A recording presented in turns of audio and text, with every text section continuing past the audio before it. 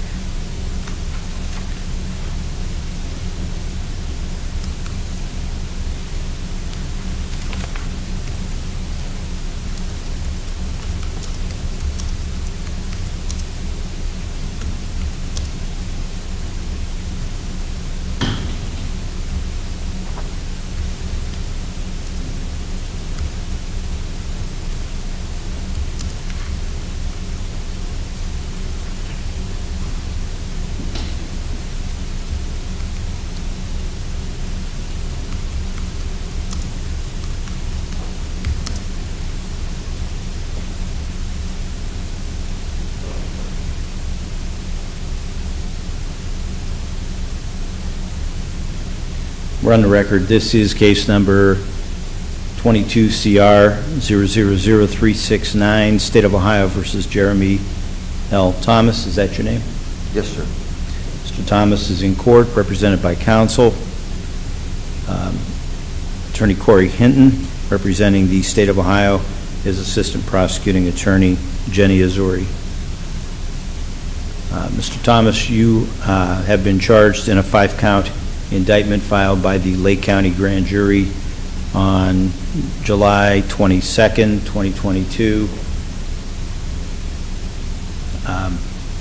It's my understanding that you have entered into an agreement with the state whereby the state would find acceptable and you would be willing to provide your plea of guilty to the first count, breaking and entering, felony 5, in return for the remaining 4 counts, which are contributing to the unruliness or delinquency of a child, misdemeanor 1, petty theft, misdemeanor 1, operating a vehicle without a valid license, misdemeanor 4, and driving under a financial responsibility law suspension, misdemeanor 1. Is that your understanding as to what you want to do here today? Yes, sir, Your Honor. Before I can accept your plea of guilty, I have to determine if you know and understand the rights you are giving up, the consequences of a guilty plea, and that you are changing your plea to guilty of your own free will. How old are you? I'm 39, Your Honor. And how far did you go in school? To the 10th grade. And do you have the ability to read, write, and understand the English language? Yes, sir, Your Honor. Are you a U.S. citizen? Yes, sir.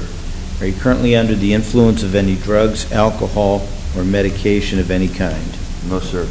Have you taken any within the last 48 hours? No, sir.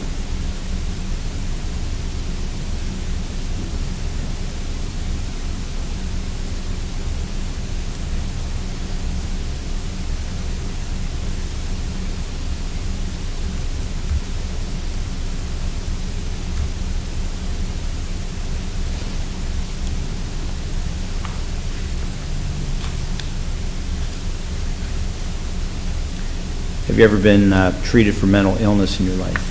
No. Have you received a copy of the indictment? Yes, sir, Your Honor. Did you read the charges? Yes, sir. You understand them? Yes. Did you discuss those charges with your attorney? Yes, sir. Did he answer all of your questions to your satisfaction about the charges? Yes, he did. Do you agree that count 1 describes what you did? Yes, sir. And you wish to plead guilty to count 1? Yes, sir. Been handed a 4-page document called Written Plea of Guilty. You probably went over this document with your attorney before we started the hearing. Is that correct? Yes, sir. And did you read this document? Yes, sir. Do you understand it? Yes, I do. Did you discuss this document with your attorney? Yes, I did. Did he answer all of your questions to your satisfaction about the document? Yes, sir. Do you agree with what it says? Yes, I do. And do you wish to sign it? Yes, I do. I'm going to go over the charge you are proposing to plead guilty to so that we are all on the same page. Count one says that on April 6th, 2022, in Madison Township, Lake County, Ohio, you by force, stealth, or deception trespassed in 7361 South Ridge Road, an unoccupied structure, with purpose to commit in that structure a theft offense or a felony, namely petty theft.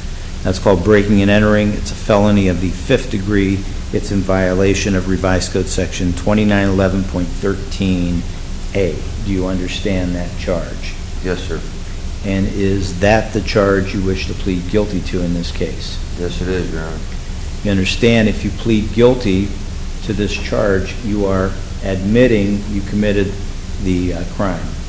Yes, sir, Your Honor. You understand that if you had any defense to the charge, you give up that defense by pleading guilty. Yes, I understand that. You understand by pleading guilty, you are giving the court the power to sentence you immediately. Yes, I do. And you understand that any rulings previously made by this or any other court prior to this moment would not be appealable because you're pleading guilty now. Yes, I do. You have certain trial rights. You're giving them all up by pleading guilty. I'm going to explain them to you one at a time. I need to make sure that you know and understand you have these rights and that you're voluntarily giving up these rights. As I explain your rights to you, if you have any question about what I am saying or if you need a better explanation, you need to speak up. Otherwise, I will assume you understood and answered the question that I asked you. Fair enough? Yes, sir. You do not have to plead guilty. You have a right to have a trial to determine whether you're guilty of any crime. That trial would be by a jury automatically unless you decided you wanted a non-jury trial. A non-jury trial is a trial where you want the judge not only to make all of the decisions throughout the case, but you want the judge to make the ultimate factual determination in the case whether the state can prove your guilt beyond a reasonable doubt. Do you understand that? Yes, sir. You understand that a trial gives you the ability to test every aspect of the state's case, both factual and legal?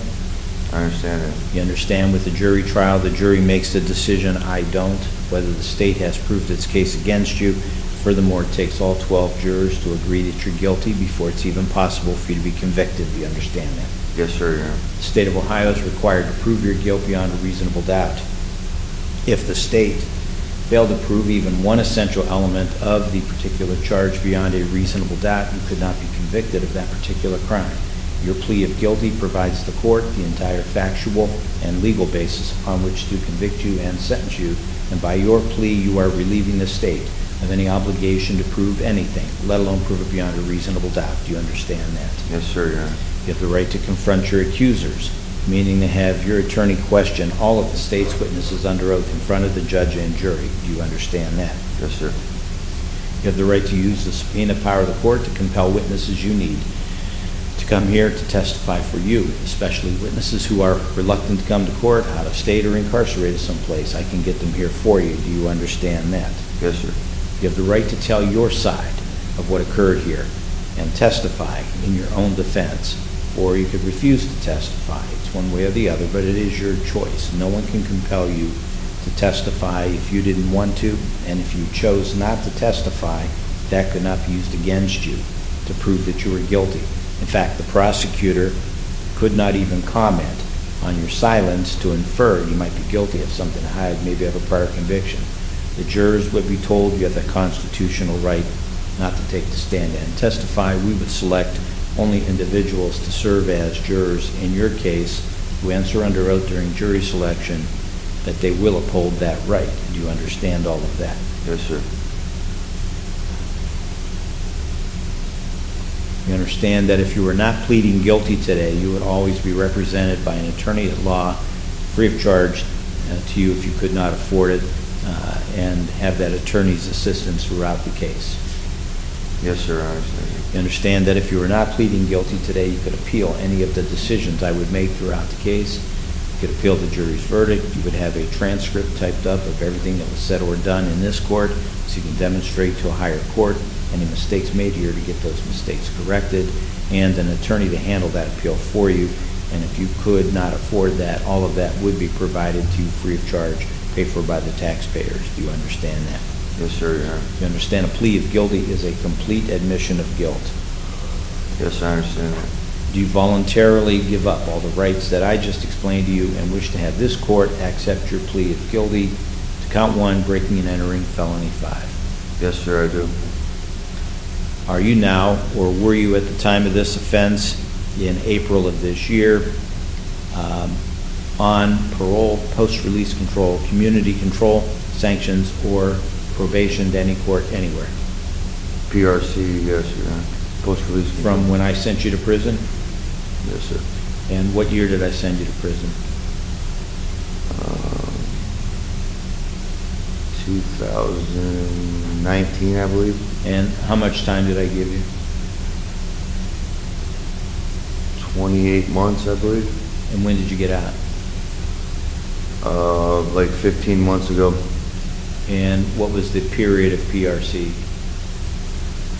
I believe 2 years. Might have been, that's what I believe it was. I'm not sure. But And what was the underlying conviction for? a felony for burglary, and I had a possession of drugs. All right. And I sent you to prison previously to that, correct? Yes, sir. How many times? I believe I have 5 other convictions. Okay. And were they all Lake County? Yes, sir. All right. And was I the judge on all of them? Yes.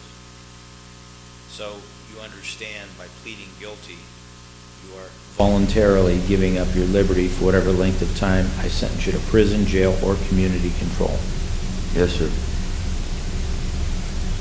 And you understand in this case I can send you to prison for 12 months.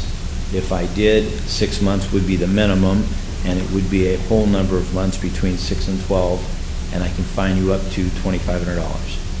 I understand that.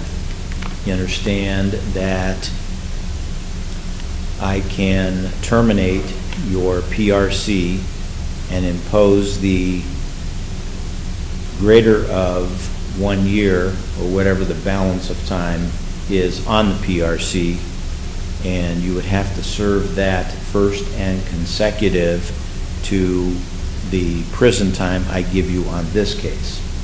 I understand that. Understand that while in prison, you may be eligible for, be offered, and be able to earn some credit against prison time to be served by engaging in programming offered to you for that purpose. The credit is normally capped at 8% of time to be served, or a certain number of days, but because you don't have a GED or a high school diploma, you might be able to stretch that to 10%. Do you understand that? Yes, sir. Yeah. By the way, has the Ohio Adult Parole Authority taken any action as a result of the arrest in this case? No, sir. Do they know about this? Yes, they do. And what have they said? My parole officer and the parole board said that they weren't going to violate me because this is the only trouble I've been in the whole 15 months I was on PRC. I passed all urine screens. I was doing good, and I made a mistake. And they said that my parole officer, I just saw him 2 days ago, and he said, when you get out from here, come see me within 24 hours if you do any time. So, you know, they're not looking to violate me. And All right. So, upon your release from prison, in this case, you could be on PRC for a period of up to 2 years. Understand that? yes, sir. If you violate their rules, they can return you to prison even for one violation, in this case for 6 months. All of that time is part of the sentence. And should the violation of PRC be a new felony, the judge in a new felony case, in addition to sending you to prison on the new case, can send you back to prison on this case for, I another year, and all of that time is part of the sentence. Do you understand that? Yes, sir.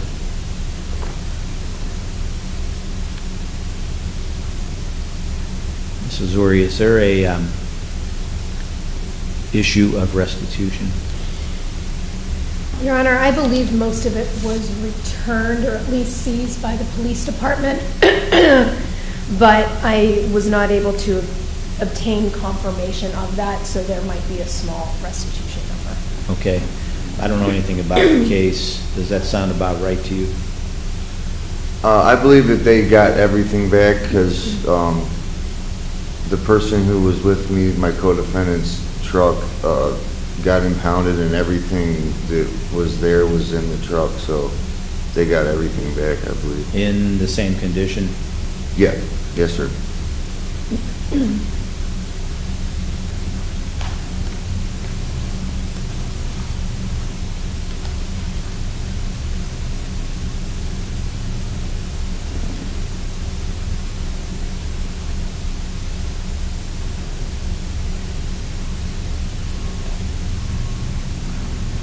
You understand that if I chose not to send you to prison, I would place you on community control sanctions for a period of up to 5 years.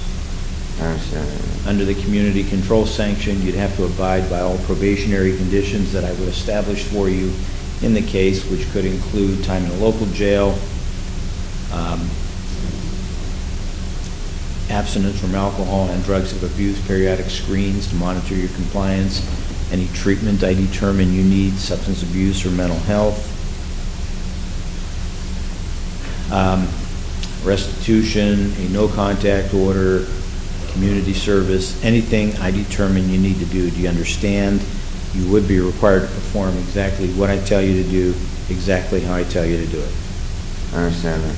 If you fail to do so, you'd be brought back before me on a probation violation. I would conduct a hearing.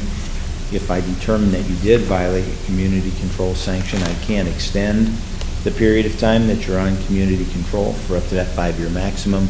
I can increase the nature and severity of the other conditions under the community control, meaning more time in jail, more treatment, more things to do. Or I can terminate community control altogether and just send you to prison for 12 months. Do you understand that? Yes, sir.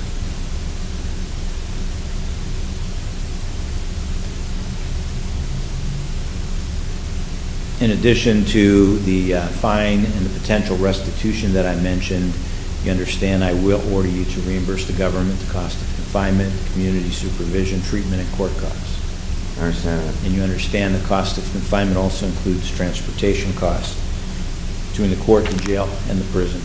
I understand that. You understand I will enter a judgment against you for the costs of prosecution. I understand that. If you fail to pay that judgment or timely make payments on a payment plan approved by the court and you are serving a community control sentence rather than a prison term, you may be able to substitute community service by working it off at the rate of $10 per hour. Each hour of work performed reduces the judgment by that amount. Do you understand that? Yes, sir. You understand a failure to pay all fines and costs in full can result in the state blocking your motor vehicle license plates until they are paid. I understand that. You understand all the potential penalties? Yes, sir. Do you have any question at all as to what can happen to you as a result of your plea of guilty today? No, sir, Your Honor. You understand no promises have been made by the court, the prosecutor, your attorney, or anyone as to what I will do when it comes time for sentencing. No promises have been made, Your Honor. And then when it does come time for sentencing, you understand I'm not bound by and do not have to follow the recommendation of the prosecutor, your attorney, or even a joint recommendation as to the sentence. I understand that. Mrs. Zuri, other than the charge bargain here, what sentencing promises have you made to Mr. Thomas? No promises, Your Honor. We will review the pre-sentence report. And is that true? Yes, sir, Your Honor. Has anyone else made any kind of promises or threats to you in order to get you to plead guilty? No, sir, Your Honor. Are you entering this plea freely and voluntarily? Yes, sir. Have you told your attorney everything you considered important in this case? Yes, sir, Your Honor. Have you had enough time to discuss what you're doing in this case with your attorney? Yes, I have. Although this may be your attorney's recommendation for you to plead guilty to the top charge here, is this your own decision and voluntary act to do so? Yes, it is, Your Honor. Has your attorney done everything you've asked him to do for you in this case? Yes, sir. And are you completely satisfied with the legal representation provided by Corey Hinton, your attorney? Yes, sir. Mrs. Zuri, the basis for the recommendation, what would the facts show if the case went to trial? Your Honor, we will be reviewing the pre-sentence report in exchange for the defendant's plea of guilty. And had this case gone to trial, the evidence would have shown that on April 6th of this year in Madison Township, Lake County, Ohio, the defendant was found with his co-defendant Amanda Duncan on the property of 7361 South Ridge Road. That is an abandoned home that is owned by a Todd Michael Belleck. The defendant and his co-defendant do not have permission to be on the property, and they were found to have taken from the property items including aluminum, a Coleman grill, garden posts, and a light kit. And Mr. Thomas, did you hear and understand everything that the prosecutor just said? Yes, sir, Your Honor. And is everything she said true? Yes, sir. What is your plea to count 1, breaking and entering, felony 5? Guilty, Your Honor. I'm going to hand you the written plea of guilty document we talked about earlier. Make sure you've read it, make sure you understand what it says, make sure you agree with what it says. And if you sign it only because that's what you want to do. My markings on the document are in red, so you can easily tell what I've done to it since you last saw it.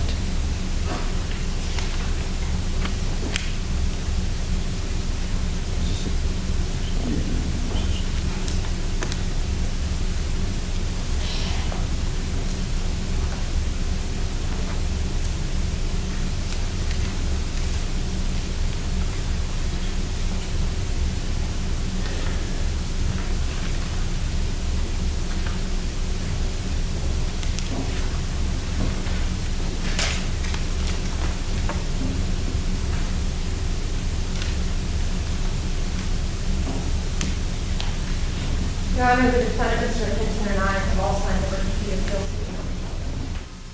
I'll sign the judgment entry at the end of the document and make the written plea of guilty part of the record in the case. Record should reflect that defendant Jeremy Lee Thomas was here with attorney Corey Hinton in open court. I informed Mr. Thomas of all of his constitutional rights.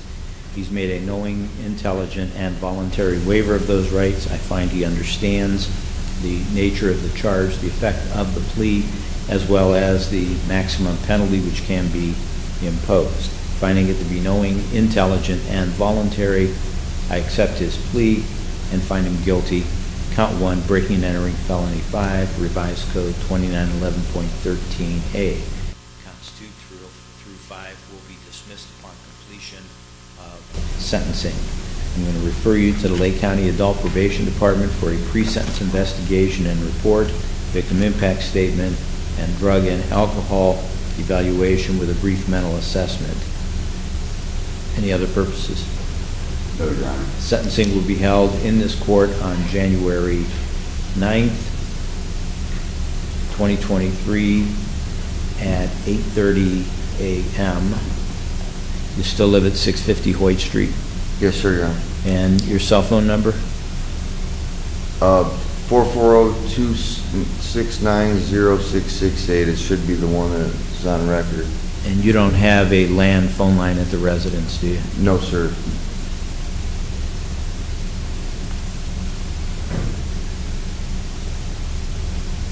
Any reason not to continue bond? No, Your Honor. Bond is continued. It'll go directly from the court to the third floor of the sheriff's office. You know where the probation department's located. They'll do an intake interview. They'll take a urine sample for analysis. And if you fail to go over there as I just ordered, or if you test positive for alcohol or any substance of abuse, I'll revoke your bond. You'll stay in jail until sentencing. Understood? Yes, sir, Your Honor. And I've printed out the probation referral. Take that with you so that they know what I have directed them to do. Is there anything further from the state? No, Your Honor, thank you. Defense? Nothing further, Your Honor. All right. Thank you. I'll see you January 9th. We're adjourned.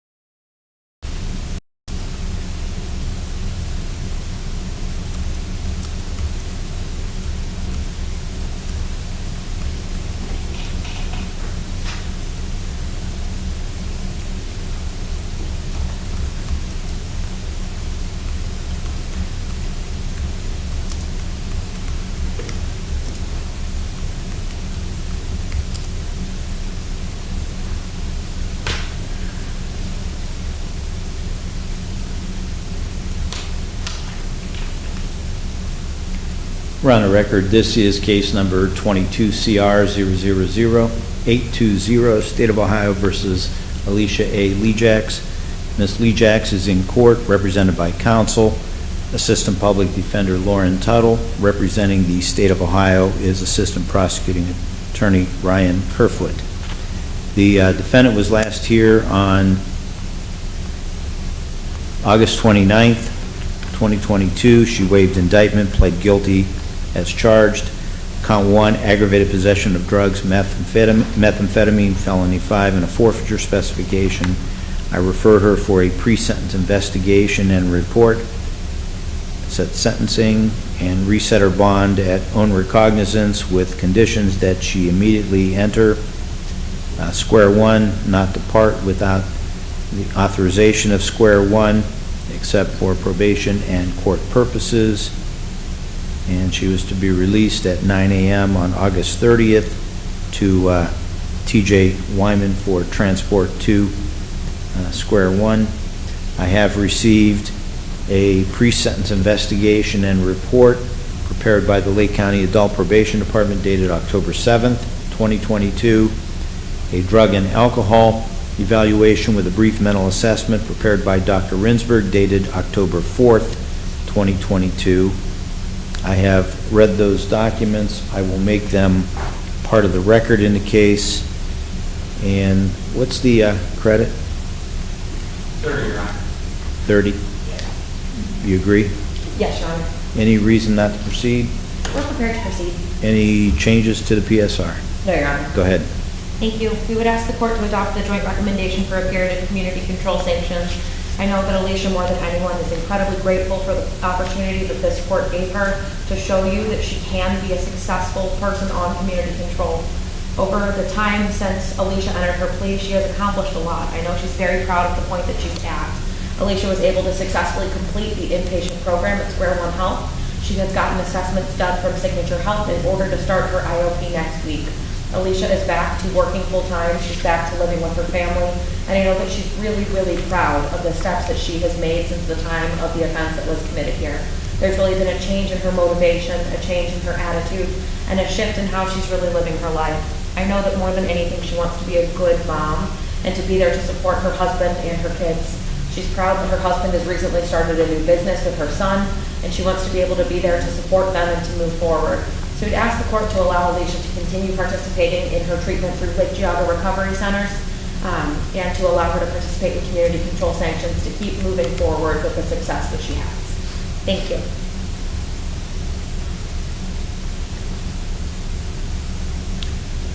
Alicia Lejax, the law allows you to say whatever you want me to consider before I sentence you. Anything you want to say? I just want to appreciate you giving me the opportunity to prove to myself and to prove to you and my family that I can get back on the right path and that I have been able to complete this, and I just want to thank you. All right. Let me hear from the state. Your Honor, the state would likewise ask that the court adopt the joint recommendation for community control for this defendant. There's nothing in the facts of this case that indicate that it's any more serious, that the defendant shouldn't be on community control. She successfully completed treatment at Square One. She's currently doing treatment. That shows a lot in her commitment to being under community control sanctions, so therefore the state would request that the court adopt the joint recommendation.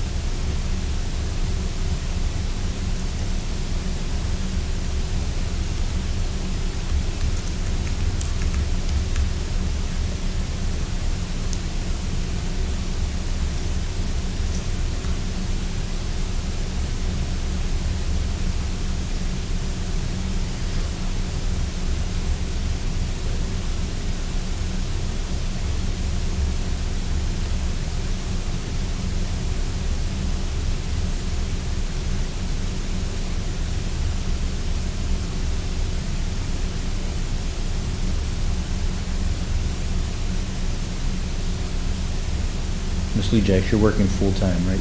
Yes, sir.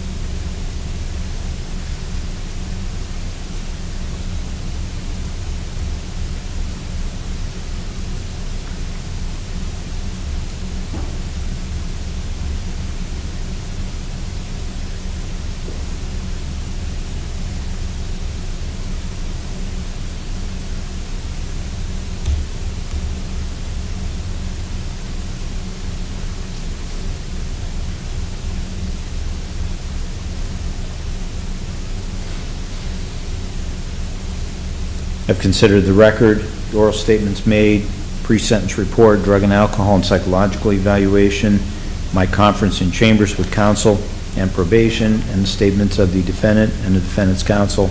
I've also considered the overriding purposes of felony sentencing, which are to protect the public from future crime by this offender and others similarly minded, and to punish the offender and promote the effective rehabilitation of the offender.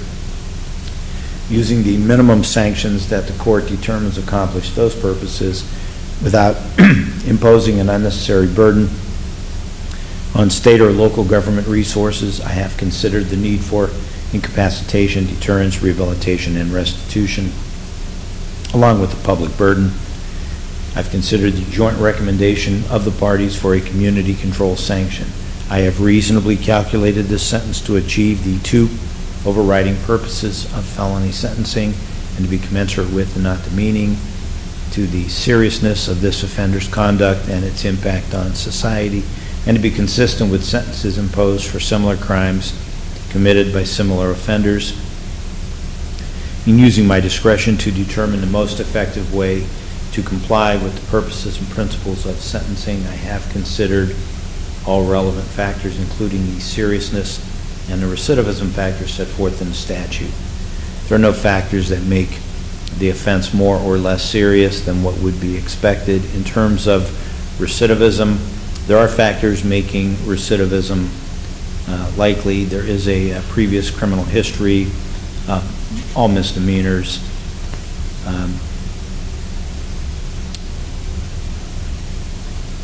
In terms of making recidivism less likely, the offender has completed the first step of recovery and is doing well, and the court wants to support her efforts. Under 2929.13b1, there is a presumption for community control. The court believes community control is appropriate here and will adopt the joint recommendation. I'm imposing a period of community control for 2 years, subject to the general supervision and control of the Lake County Adult Probation Department under such terms and conditions that it finds appropriate. Among these, you shall not leave the state of Ohio without the permission of the court, and you shall abide by all laws, including but not limited to the laws related to firearms, deadly weapons, and dangerous ordnance. The court further imposes the following specific sanctions and conditions: a period of incarceration in a Lake County jail for 30 days, with credit for 30 days already served. You are to enter, participate in, and successfully complete the Square One program and follow all recommendations and aftercare, and the court notes that you have completed the main part of that program. You are to enter, participate in, and successfully complete an intensive outpatient treatment program and follow all aftercare recommendations, have complete abstinence from alcohol and drugs of abuse, periodic screens to monitor your compliance, attend a minimum of 2 12-step program meetings per week, have a sponsor, and be involved in a home group. Have full employment or school or combination of employment and school. I'm ordering an initial mental health assessment, and you're to follow all recommendations. Have 1 doctor, 1 dentist, 1 pharmacy in any one specialty area prescribing or filling prescriptions for you. Inform the adult probation department of any change of provider. Sign medical releases so that they can monitor drug-seeking activity on your part, and inform your providers of your addiction. You're to take all medicines as prescribed. Forfeit all contraband and instrumentalities.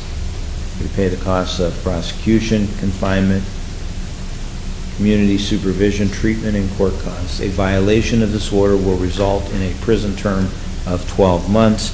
If you do end up in prison, post-release control is optional for a period of up to 2 years. They can return you administratively to prison for up to 6 months, even for 1 violation. Should the violation of post-release control be a new felony, in addition to going to prison on the new case, you can go back to prison on this case for another year. All of that time is part of the sentence. Should you end up in prison on this case, there's potential for earning credit capped at either 8% of time to be served or 10%, or a certain number of days according to the regulations. So long as you are not serving a prison term, you may be able to substitute community service for the cost of prosecution, working it off at the rate of $10 per hour. Each hour of work performed reduces the judgment by that amount. So long as you owe any court costs, the state can block your motor vehicle license plates until those costs are paid in full. Bond is released. Is there anything further from the state? No, Your Honor. Defense? No, thank you, Your Honor. Probation? No, Your Honor. All right. Good luck. We're adjourned.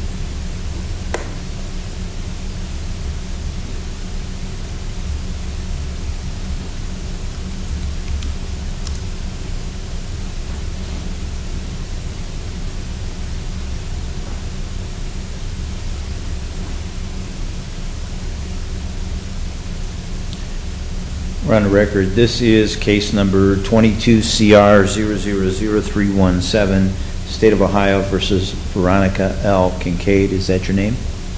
Yes. Ms. Kincaid is in court, represented by counsel. Attorney Edwin Vargas, representing the State of Ohio, is Assistant Prosecuting Attorney Barbara Zagreski. Ms. Kincaid, you are charged in a 2-count information filed by the Lake County Prosecuting Attorney on July 25th, 2022. Count 1 is having weapons while under disability, a felony of the 3rd degree. Count 2 is bribery, a felony of the 3rd degree. There's a forfeiture specification for the pistol under count 1, and a forfeiture specification for $2,114.45 on the bribery charge. It's my understanding you wish to give up your right of indictment and plead guilty to these 2 charges. Is that your understanding? Yes. So you understand that each of these charges are a felony of the 3rd degree. A felony of the 3rd degree carries a maximum penalty of 36 months in prison and a maximum fine of up to $10,000. Yes. And you understand that you would forfeit the pistol and the money. Yes. And have you discussed, well, and you also have the right to have the Lake County Grand Jury consider the evidence as presented by the prosecuting attorney, and for the grand jury to determine the charge or charges. In doing so, they could come up with the same 2 charges we have here. They could charge you with something more, something less, or nothing at all. The point is, it's totally up to the grand jury. Do you understand that? Yes. Have you discussed this decision about waiving indictment and pleading guilty to a prosecutor's information? Yes, with my attorney. And has your attorney answered all of your questions to your satisfaction about that topic? Yes. Do you give up the right of indictment? Yes. I'm going to hand you a document called Waiver of Indictment. Make sure you've read it. Make sure you understand what it says. Make sure you agree with what it says. And if you sign it only because that's what you want to do.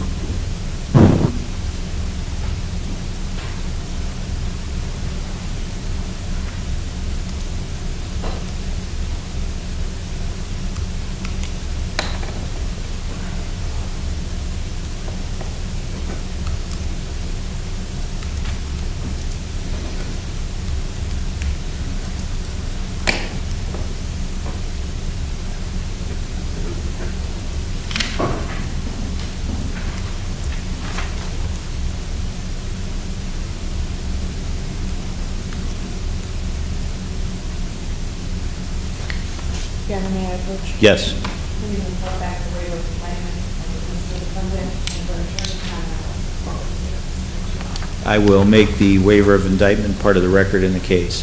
Before I can accept your plea as charged, I have to determine if you know and understand the rights you are giving up, the consequences of a guilty plea, and that you are entering these pleas of guilty of your own free will. How old are you? 34. And how far did you go in school? College. And do you have the ability to read, write, and understand the English language? Yes. Do you hold any kind of state-issued occupational license or certification? Yes. And what is it? Realtor. What is it? Realtor license. Realtor. So that's issued by the Department of Commerce? Correct. Okay. And have you investigated whether a conviction of either of these charges would have some effect on your ability to continue to practice that profession, hold that license? Yes. All right. And what were the results of your inquiry? I don't know how much it would affect. They could make a determination, but it's up to the board. Okay. There's no mandatory issue there. All right.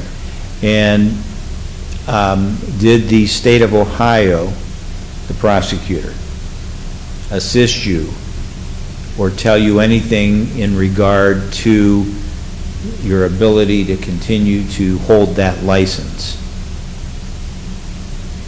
No. Okay. So you did this all on your own or with you and counsel? Yes. All right. Are you a U.S. citizen? Yes.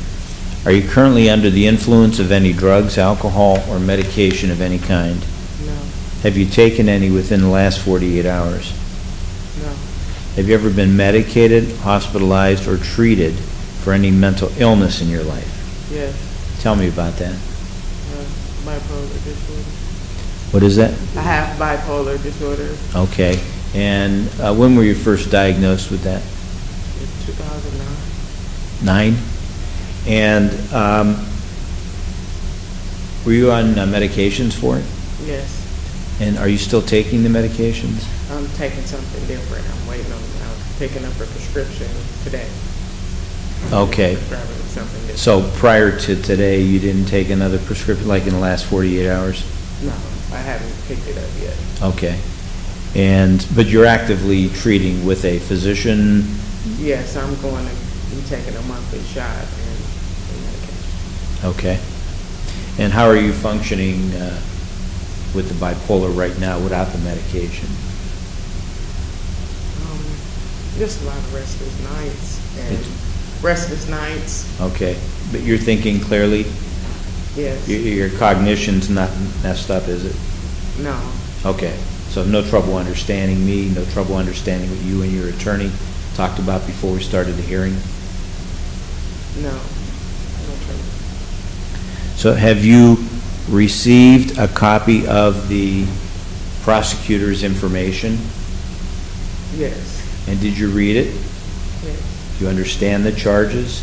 Yes. Did you discuss those charges with your attorney? Yes. Did he answer all of your questions to your satisfaction about the charges? Yes. Do you agree that these charges describe what you did? Yes. And do you wish to plead guilty to these charges? Yes.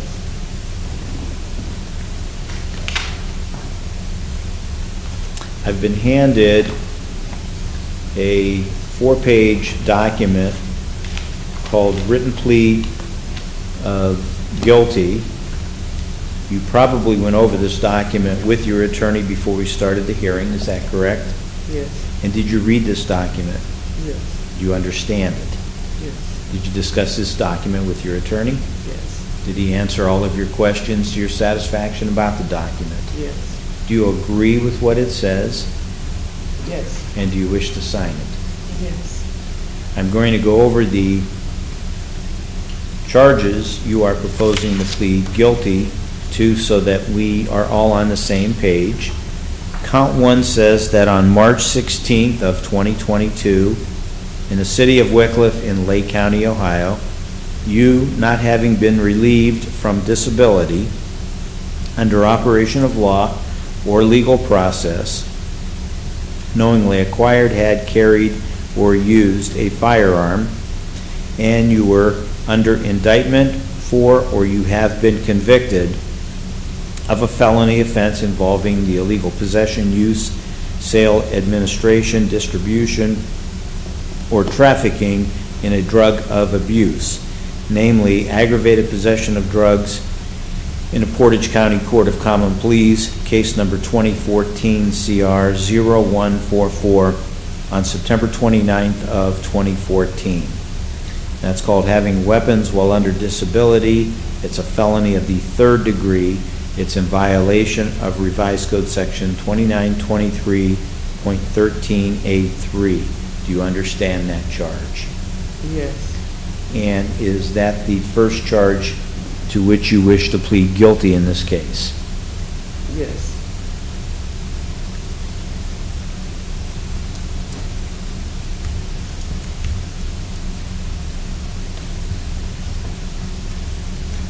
Attached to that charge is a forfeiture specification that says that at the time of the offense you had in your possession and used as an instrumentality to commit this offense, and you would forfeit the item being a Taurus G2C pistol,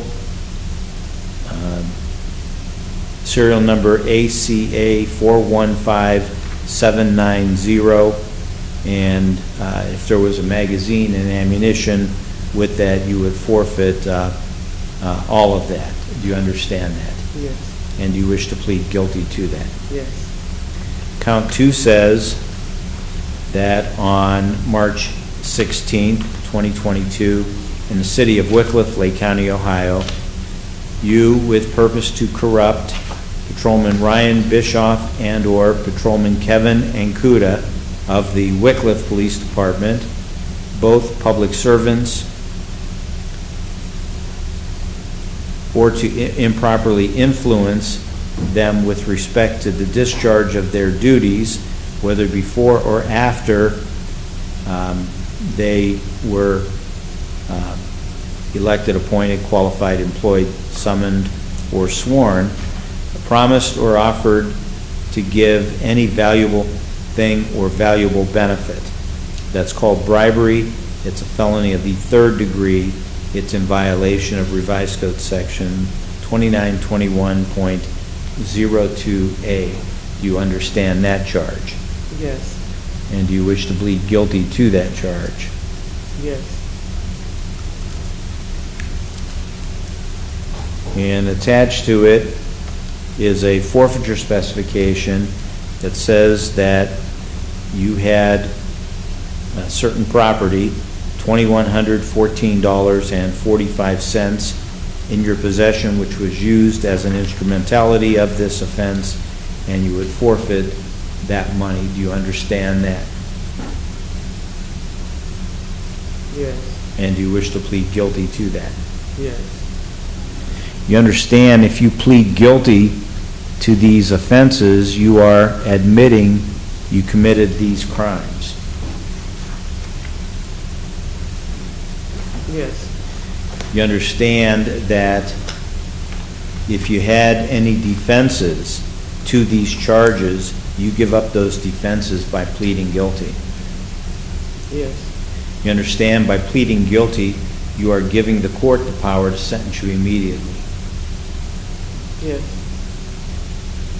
You understand, any rulings previously made by this or any other court on this case prior to this moment would not be appealable because you're pleading guilty now. Yes. You have certain trial rights. You're giving them all up by pleading guilty. I'm going to explain them to you one at a time. I need to make sure that you know and understand you have these rights and that you're voluntarily giving up these rights. As I explain your rights to you, if you have any question about what I'm saying or if you need a better explanation, you need to speak up and let me know. Otherwise, I will assume you understood and answered the question that I asked you. Fair enough? Okay. You don't have to plead guilty. You have a right to have a trial to determine whether you're guilty of any crime. That trial would be by a jury automatically in this court unless you decided you wanted a non-jury trial. A non-jury trial is a trial where you want the judge not only to make all of the decisions throughout the case, but you want the judge to make the ultimate factual determination in the case whether the state can prove your guilt beyond a reasonable doubt. Do you understand that? Yes. You understand that a trial gives you the ability to test every aspect of the state's case, both factual and legal. Yes. You understand that with a jury, the jury makes the decision, I don't, whether the state has proved its case against you. Furthermore, it takes all 12 jurors to agree that you're guilty before it's even possible for you to be convicted. Do you understand all of that? Yes. The state of Ohio is required to prove your guilt beyond a reasonable doubt. If the state failed to prove even one essential element of a particular charge beyond a reasonable doubt, you could not be convicted of that particular crime. Your plea of guilty provides the court the entire factual and legal basis upon which to convict you and sentence you, and by your plea, You are relieving the state of any obligation to prove anything, let alone prove it beyond a reasonable doubt. Do you understand that? Yes. You have the right to confront your accusers, meaning to have your attorney question all of the state's witnesses under oath in front of the judge and jury. Do you understand that? Yes. You have the right to use the subpoena power of the court to compel witnesses you need to come here to testify for you, especially witnesses who are reluctant to come to court out of state or incarcerated someplace. I can get them here for you. Do you understand that? Yes. You have the right to tell your side of what occurred here and testify in your own defense. Or you could refuse to testify. It's one way or the other, but it is your choice. No one can compel you to testify if you did not want to, and if you chose not to testify, that could not be used against you to prove that you were guilty. In fact, the prosecutor could not even comment on your silence to infer you might be guilty of something to hide, maybe have a prior conviction. The jurors would be told you have that constitutional right not to take the stand and testify. We would select only individuals to serve as jurors in your case who answer under oath during jury selection that they will uphold that right. Do you understand all of that? Yes. You understand that if you are not pleading guilty today, you would always be represented by an attorney at law throughout this case. Even if you could no longer afford counsel, counsel would be appointed by the court, paid for by the taxpayers, free to you. Yes. You understand that if you are not pleading guilty today, you could appeal any of the decisions I would make throughout the case. You could appeal the jury's verdict. You would have a transcript typed up of everything that was said or done in this court, so you can demonstrate to a higher court any mistakes made here, get those mistakes corrected, and an attorney to handle that appeal for you. And if you could not afford that, all of that would be provided to you free of charge, paid for by the taxpayers. Do you understand that? Okay. Do you understand that? Yes. Do you understand a plea of guilty is a complete admission of guilt? Yes.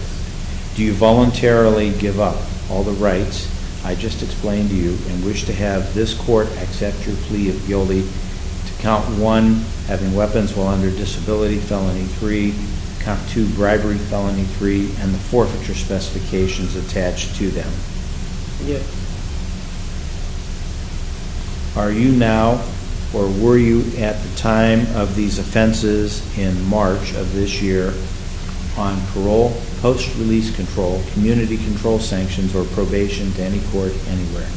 No. Have you ever been to prison in your life?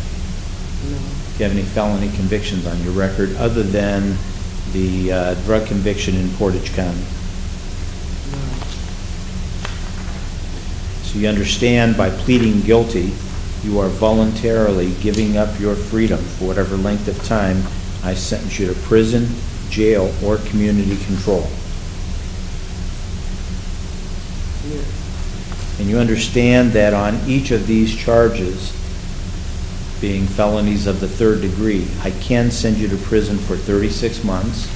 If I did send you to prison, 9 months would be the minimum, and it would be 9, 12, 18, 24, 30, or 36 months, and I can fine you up to $10,000.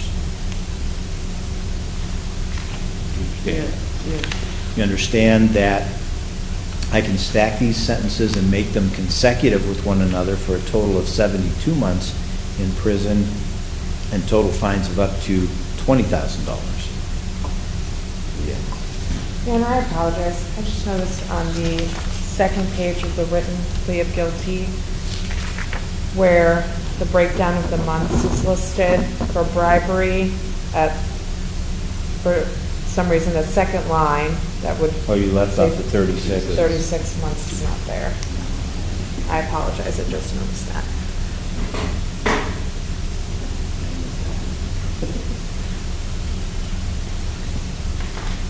So you understand I can stack them, make them consecutive for a total of 6 years, 72 months, and $20,000 in fines.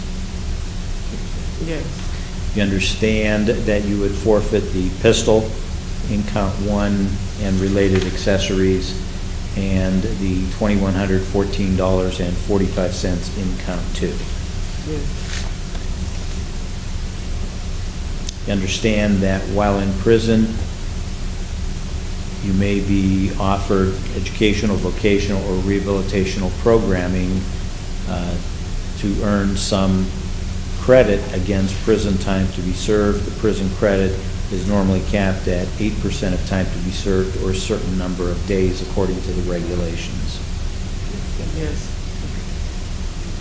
You understand that upon your release from prison, you could be on post-release control, PRC, in the discretion of the Ohio Adult Parole Authority for a period of up to 2 years.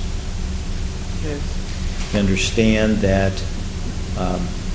under PRC, the Adult Parole Authority will give you rules to live by. If you violate their rules, they can return you to prison for up to 9 months for any one violation and up to 1/2 the original prison term I give you for all violations. In the aggregate, all of that time's already part of the sentence. Do you understand that?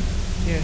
Further, should your violation of PRC be a new felony, the judge in the new felony case, in addition to sending you to prison on the new case, can send you back to prison on this case for the greater of 1 year or whatever length of time remains unexpired on that potential 2 years of PRC, and all of that time is already part of the sentence. Do you understand that? Yes. Understand that if I chose not to send you to prison, I would place you on community control sanctions, used to be called probation, for a period of up to 5 years. Yes. As part of the community control sanction, there'd be various other conditions, such as time in a local jail, the fines that I mentioned,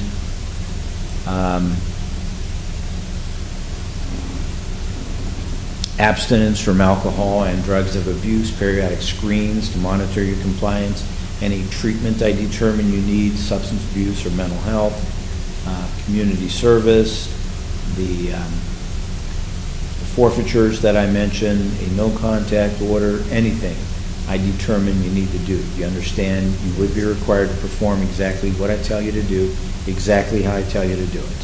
Yes. If you fail to do so, you'd be brought back before me on a probation violation. I would conduct a hearing. If I determine that you did violate your community control sanction, I can extend the period of time that you're on community control for up to that 5-year maximum. I can increase the nature and severity of the other conditions under the community control, meaning more time in jail, more treatment, more things to do, or I can terminate community control altogether and just send you to prison for a maximum consecutive of 72 months. Do you understand that? Yes.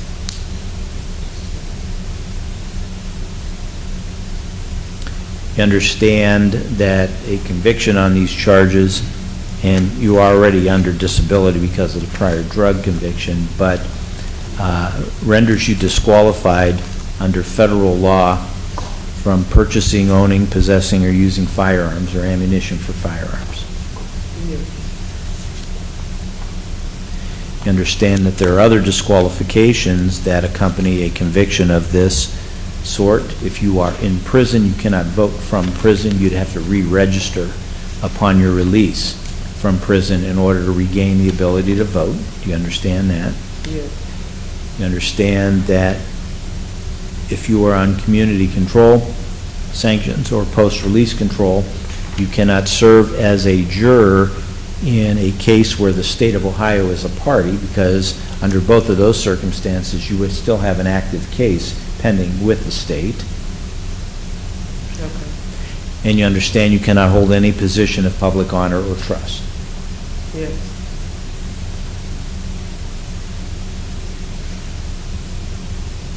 And you understand that because of the level of these felonies, these are not sealable or expungible. Yes. In addition to the fines and the forfeitures that I mentioned, you understand that I will order you to reimburse the government the cost of confinement, community supervision, treatment, and court costs. Yes.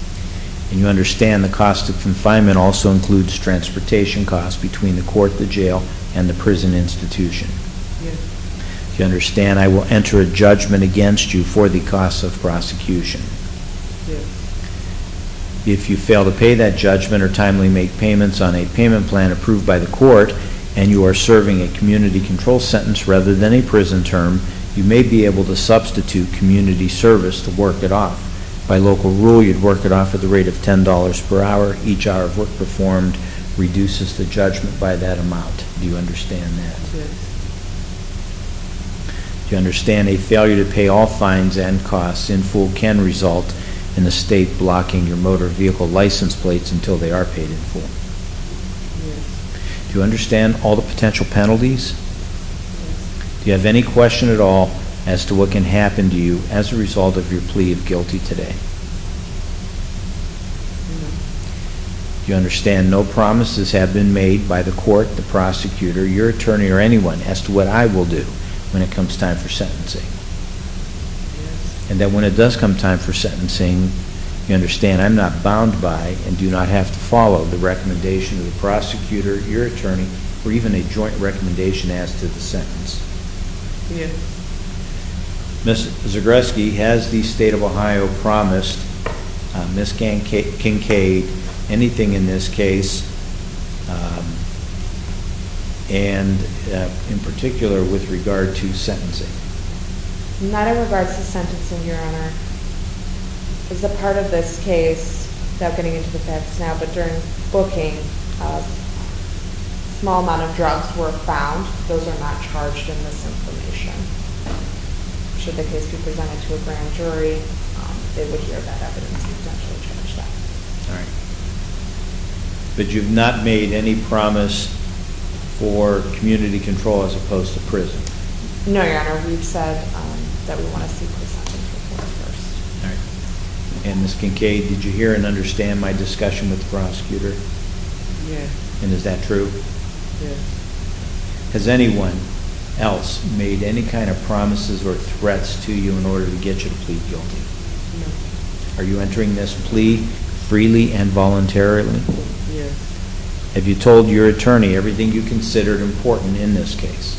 Yes. You didn't hold back anything from him? No. Have you had enough time to discuss what you're doing in this case with your attorney? Yes. Although this may be your attorney's recommendation for you to plead guilty to these charges, is this your own decision and voluntary act to do so? Yes. Has your attorney done everything you've asked him to do for you in this case? Yes.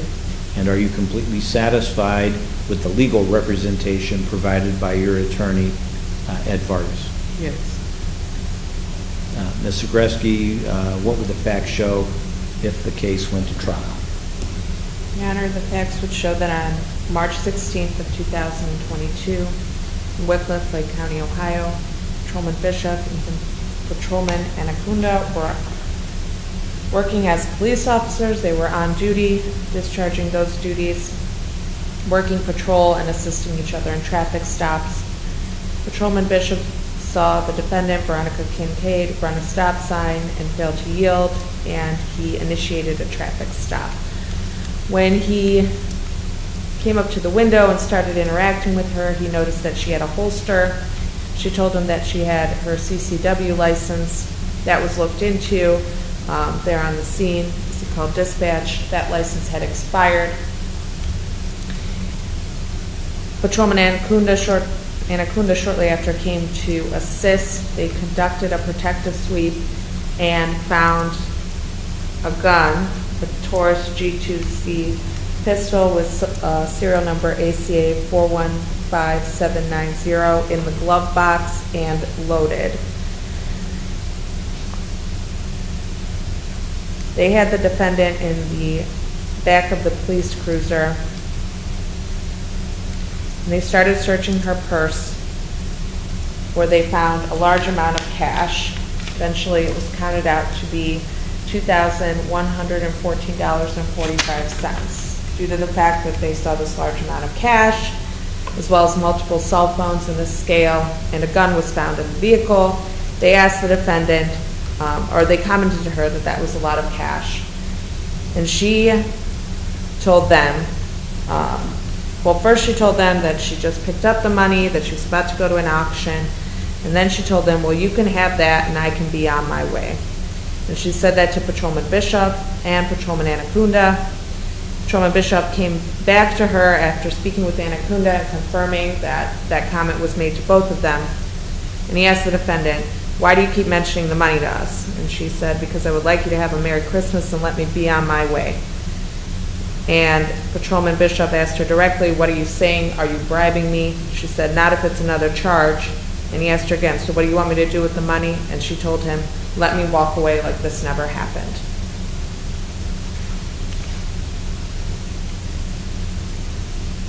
The defendant was then taken to the jail and booked. The firearm was sent to the Lake County Crime Lab, and it was found to be operable with the ammunition that it was found with. Ms. Kincaid, did you hear and understand everything the prosecutor just said? Yes. And is everything she said true? Yes. What is your plea to count 1, having weapons while under disability, felony 3? Guilty. Your plea to the forfeiture specification for the pistol? Guilty. Your plea to count 2, bribery, felony 3? Guilty. Your plea to the forfeiture specification for the money? Guilty. I'm going to hand you the written plea of guilty document we talked about earlier. Make sure you've read it. Make sure you understand what it says. Make sure you agree with what it says. And if you sign it only because that's what you want to do. I've made my markings on this document in red so you can easily tell what I've done to it since you last saw it.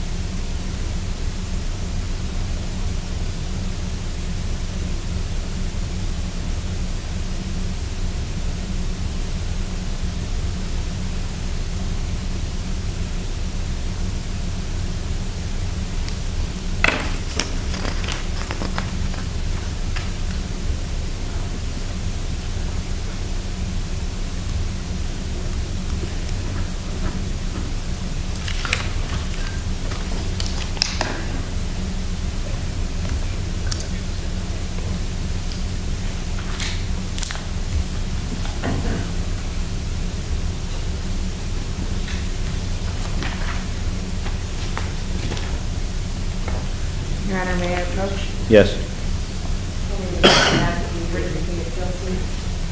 Witness the defendant and her attorney sign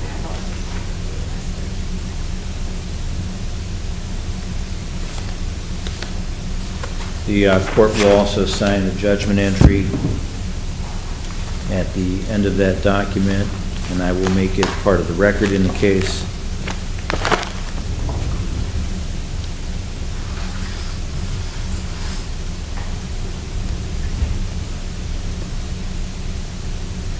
The record should reflect that defendant Veronica L. Kincaid was here with attorney Edwin Vargas. In open court, I informed Ms. Kincaid of all of her constitutional rights.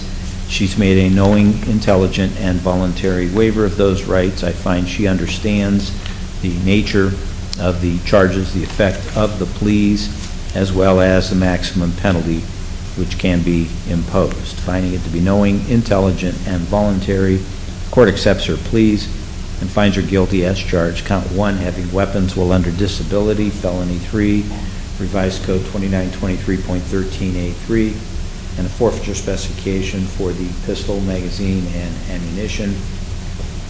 Count 2, bribery, felony 3, revised code 2921.02A, and the forfeiture specification for the $2,114 in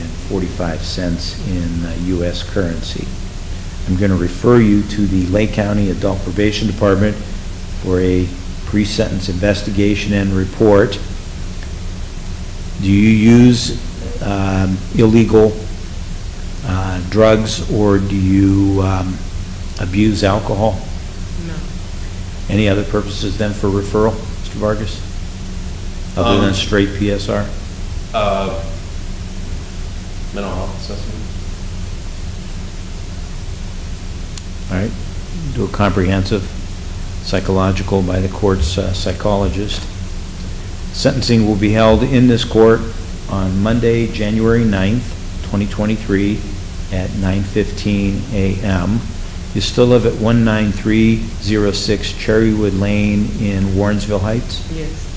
Do you have a land phone line at the residence? No. And what is your cell phone number? 216-854-3306. Good night. 216-854-3306? Yes. What happened to the 3375 number? I couldn't find That number's no longer good, right? it. Yeah, I had to switch providers.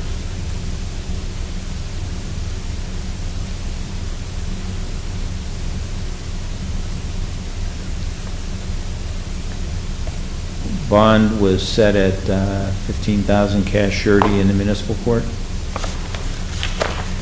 Yes, what? Any reason not to continue bond? No, Your Honor. Bond is continue. You don't have an entry with you, do you? I do. You're to go directly from the court to the third floor of the sheriff's office. That's the building to the north of here. Your attorney pointed south, but it's that way. Yeah, then south. It's that way. Pointed, okay, I don't even. The third floor is the location of the court's adult probation department. They'll do an intake interview. They'll take a urine sample for analysis.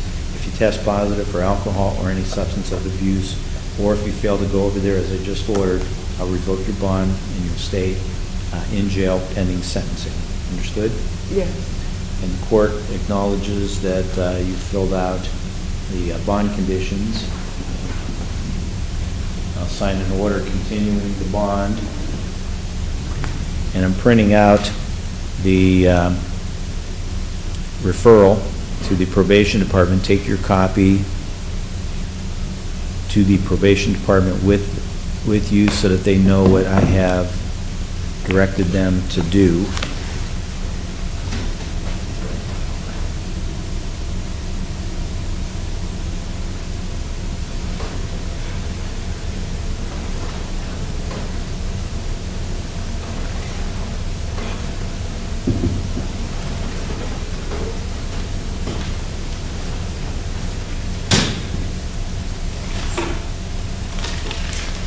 Is there anything further from the state?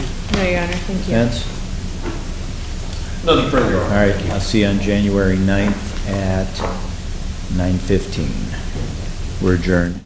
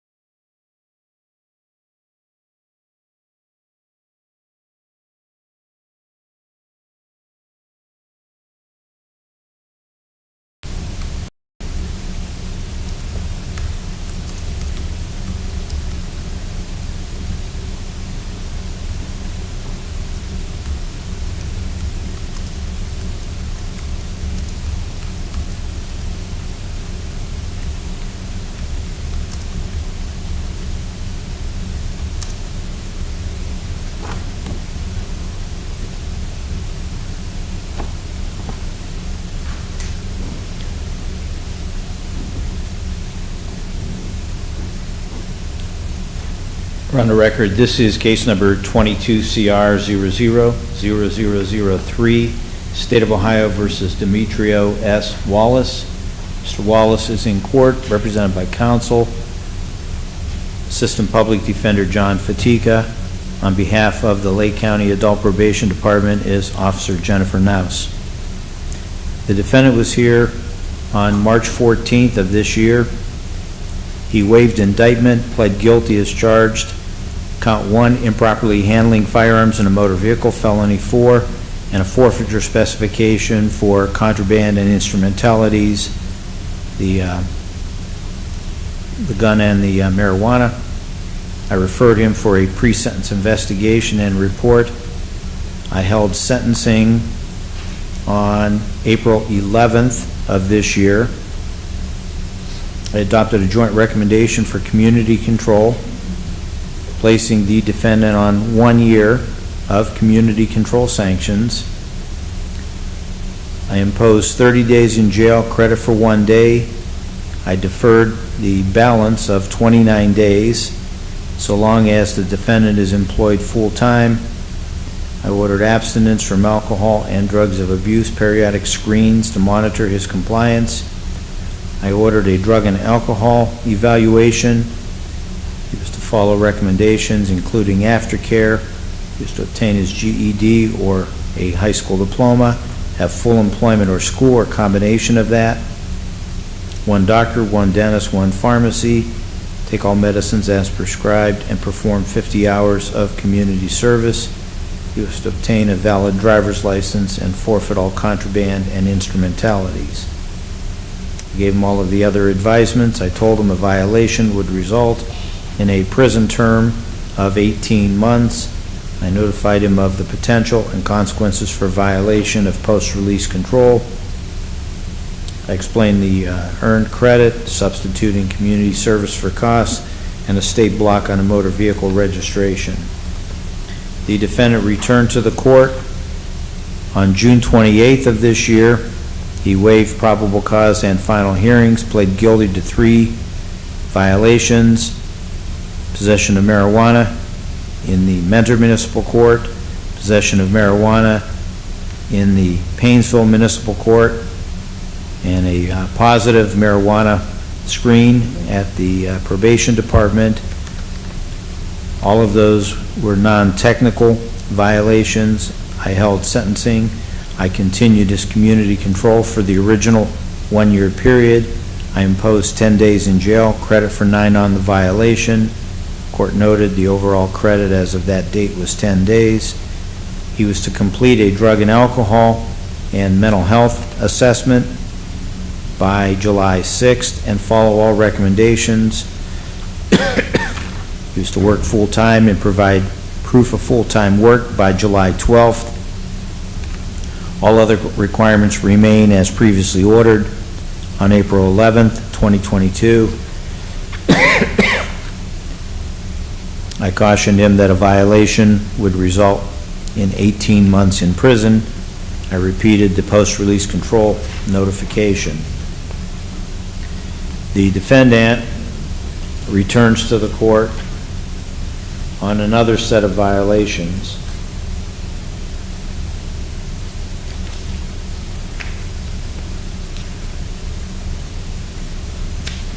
The violations are documented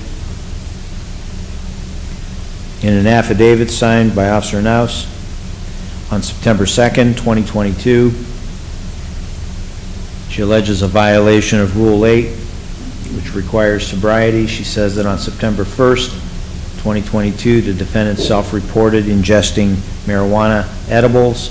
On August 25th and August 26th of this year, she alleges a violation of Rule 10, which requires random urinalysis with a proper sample. She says that on September 1st, the defendant admitted to adulterating his urine or bringing urine other than his own in.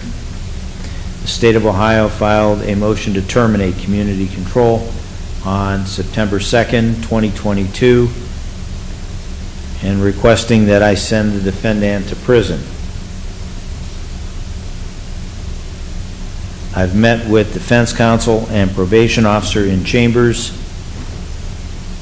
and I am informed, Mr. Wallace, by your attorney that you wish to give up your right to a probable cause hearing, the purpose of which is for the court to determine whether there's a reason to continue to hold you to answer for the violation. He tells me you wish to give up your right to a final hearing whereby the court would require evidence to its satisfaction that you violated in either or both of the ways alleged in the officer's affidavit, and if I so find, you're entitled to a sentencing hearing. Do you understand these hearing rights? Yes, Your Honor. You understand your exposure here is 1.5 years in prison. Yes, Your Honor. Have you discussed with your attorney the waiver of your probable cause hearing, the waiver of your final hearing, a plea of guilty to the 2 violations, and any other options you may have at this point? Yes, Your Honor. And has he answered all of your questions to your satisfaction about all of that? Yes, Your Honor. What is your plea to the first violation, ingesting marijuana? Guilty. And your plea to the second violation,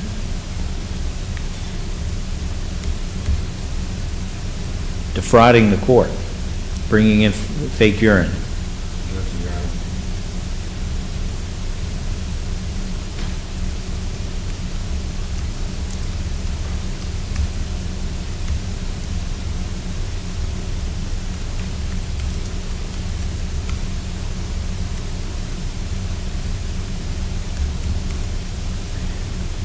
Court finds that the defendant has knowingly, voluntarily, and intelligently waived his rights to a probable cause and to a final hearing, has entered a plea of guilty to the 2 violations. Court finds the defendant guilty of both violations and determines that they are both non-technical violations because both of them would be crimes even if committed by someone not on community control. Any reason not to proceed to sentencing? No, Your Honor. Go ahead. Good morning. I'd like to highlight the fact that Mr. Wallace did self-report here, did report to the probation office, accepted responsibility early on for his misconduct here. He has 47 days at the Lake County Jail on this probation violation. He currently is working full-time at Fluid Solar, where he's a territory manager and installing solar panels. He did receive his high school diploma earlier this year.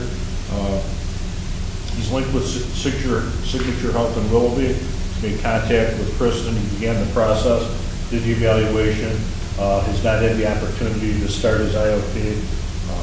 We're asking the court to consider allowing him to be released from the Lake County Jail, continue on community control sanctions, get back to work, and have an opportunity to participate and successfully complete an IOP at Signature Health, dual diagnosis.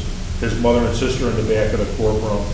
In my discussions with Mr. Wallace, we talked about there was a fairly recent violation here in June. He's got to put himself in a better position to make better decisions. But we ask you to consider the mitigating factors here, as well as Mr. Wallace's remorse, and give him an opportunity to be released today and continue on community control sanctions. Thank you.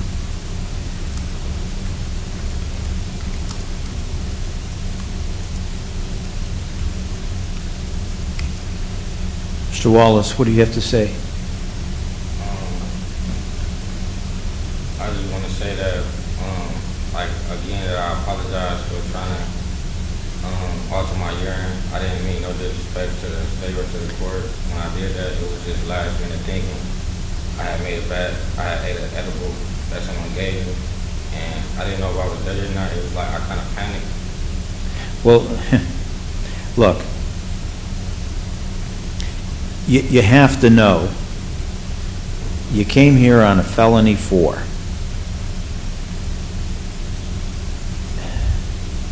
I gave you an extremely light sentence. How much jail time did I give you?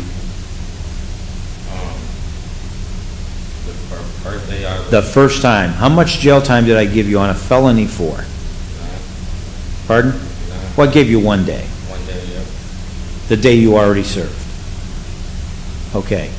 It doesn't get any lighter than that, correct? Yes, sir.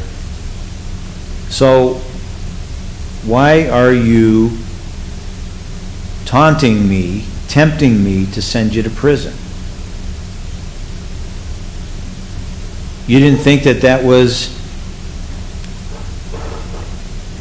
okay, first off, you know marijuana is illegal, right? I don't care what anybody says out there. It's illegal, right? Yes, sir. So you can't ingest marijuana. It's illegal. Didn't you get that message the last time you were here, when you came in on 3 marijuana charges? Yes, sir. I did not smoke marijuana. I was my friend offered me some gummy bears. What kind of friend is this? It's just a childhood friend that I. Really? This is a good friend of yours. Someone who wants to see you go to prison. Did you tell this friend of yours that you're on probation? After the fact, I didn't tell him I was on probation before he gave it to me, but once I started tasting them. You knew you were on probation, right? Yeah. Okay. Why are you ingesting anything given to you by anybody but your mother? I don't know, Your Honor. Why would you do that? What did you think you were taking? Just A candy. candy? Yeah, just candy. Buy your own candy. Don't take anything from anyone. Yes, sir. The state of Ohio wants me to send you to prison.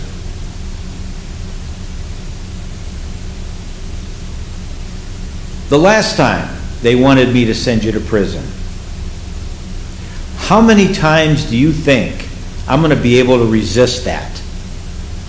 How many times do you think they're going to file something that says, send him to prison, judge, this time?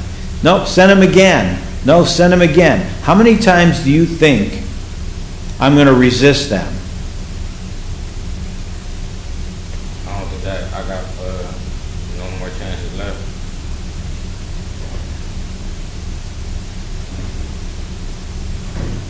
Do you like your job? I love my job, Your Honor. Then why are you jeopardizing that? Because if I sent you to jail to do the jail treatment program, would you still be able to keep your job? If you're there for 60 days, would you be able to keep your job? I honestly don't think so. I told him that I told him that it's a good chance that I'm getting out on my court date, and he sent somebody from Kansas City to come take my spot. Who told you it was a good chance? No one.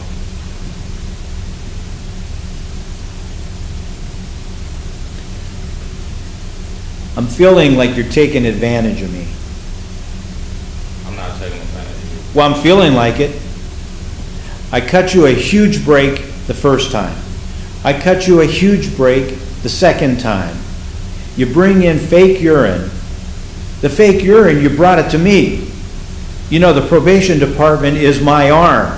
That's my enforcement arm of my orders. You brought in fake urine to me. Who are you trying to kid, yourself or me? You weren't kidding yourself because you knew that you had a good chance of testing positive. And that's why you brought in fake urine, right? So you're trying to fool me. So you're telling me I need some help here on probation. Or you're telling me you don't need help. You wrote me a letter. You said you're not addicted. I'm not. Then you are purposely committing a crime in front of me while under my watchful eye, right? That's what you're doing. You're purposely committing a crime. Are you just trying to provoke me to see how much tolerance I have? No, sir, it was just a bad decision. Bad decision? Or it doesn't. How many bad decisions have you made in this case?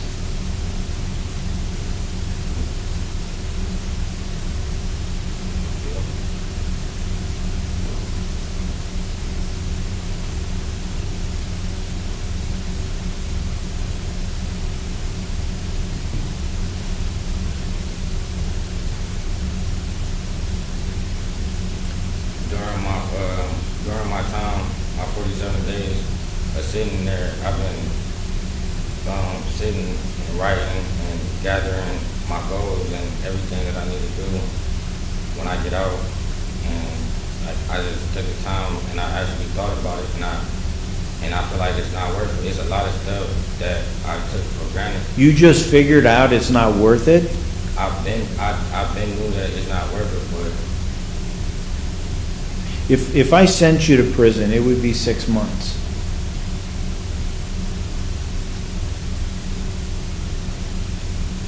You think that would do you any good? To think about your goals, write down your goals, and make sure that you stick to them?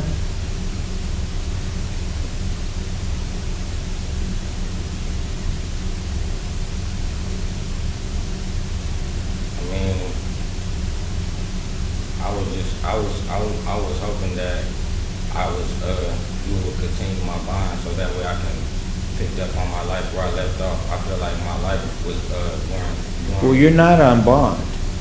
You're not on bond. I released the bond when I sentenced you. You're now a convicted felon. You're not on bond. You're convicted. And it's my job to rehabilitate you. The problem is, I first sentenced you 6 months and 6 days ago, and you're already in here on 2 probation violations. The same things that you've been doing, and you've actually escalated it. You know, when people bring in fake urine, you can be indicted on that for felony 3, which is 1 degree higher than what you were in here on the first time for. Felony 3 carries 36 months in prison. We take this seriously. If you've got a problem, we can work at the problem. But if you try to hide the problem and say you don't have a problem and bring in fake urine, then what am I supposed to do with that? When you tell me you don't have an addiction, and you did, you told me that, it's in writing, I have it right in front of me, then that means that you committed a crime on purpose. Because if you're not addicted to marijuana, then the only other conclusion is you did it on purpose. Not only did you do it on purpose, but you hid it from me on purpose, and you tried to defraud me on purpose by bringing in fake urine to cover that up. Now, am I thinking wrong, or are you thinking wrong? No, you're not thinking wrong. I just want to say that I truly, honestly don't have an addiction. I don't smoke weed at all. Ever since I was sentenced the last time, ever since I came here for my... So you've given up weed for a total of 3.5 months. I haven't. You've sworn it out of your life, and you've proven that for the last 3.5 months. I have not smoked marijuana at all. I have not craved it. I have not bought it. I have not shared it with anyone. But you ate it. It was just, I just thought it was candy until I tasted it. I told him I'm on probation, and he just laughed it off, and he said it ain't gonna be in your system or whatever. But I was... He said it'll be in your system, and now you better commit a crime on the court. He said it won't be in your system. But I was just in the... It was my court, I had to see my PO literally 2 days later. I told her that I was going out of... I told her I had to go out of... Because we do jobs out of town, and by me being a manager, I got to take my crew to different cities. We were supposed to go to Cincinnati, and I let her know, so she made me report ahead of time. So I reported ahead of time. It was just last minute thinking, and I was just afraid of what might happen. I didn't mean no disrespect to the court or you. Just by doing that, I was just afraid of what could happen if I did test positive, because I know that you let me go with another chance from the last violation. And like I said, I apologize for that. And I didn't mean no disrespect to you.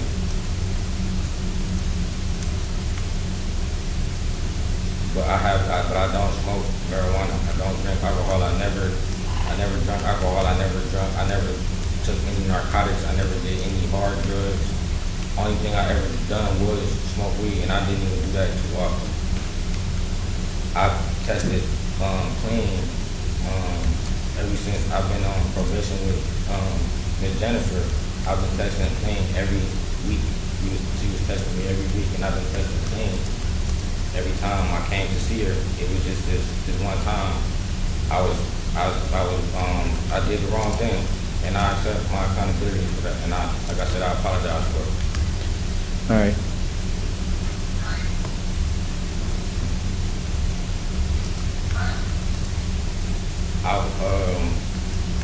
I talk to my daughter every day. I really miss her. I want to see her, but I don't want her to see me like this. Well, you see, if you keep on this path, you're going to lose your job. Your daughter's going to see you in jail garb for a long time. She may have to visit you in prison. And why are you risking all of that? Just because you make bad decisions like taking a gummy bear from a friend? You should know that. You know, Halloween is coming up in like 14 days. And I promised my daughter that I would take her to the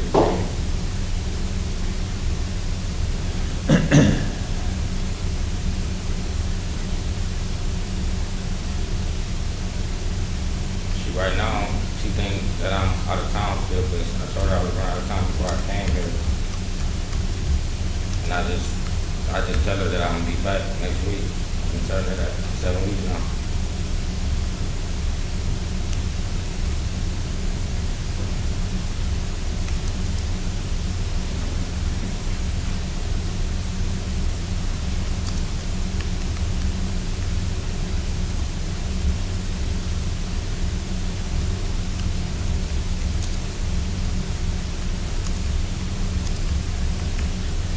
Considered the record, the oral statements made, pre-sentence report, my conference in chambers with defense counsel and probation officer, and the statements of the defendant and the defendant's counsel.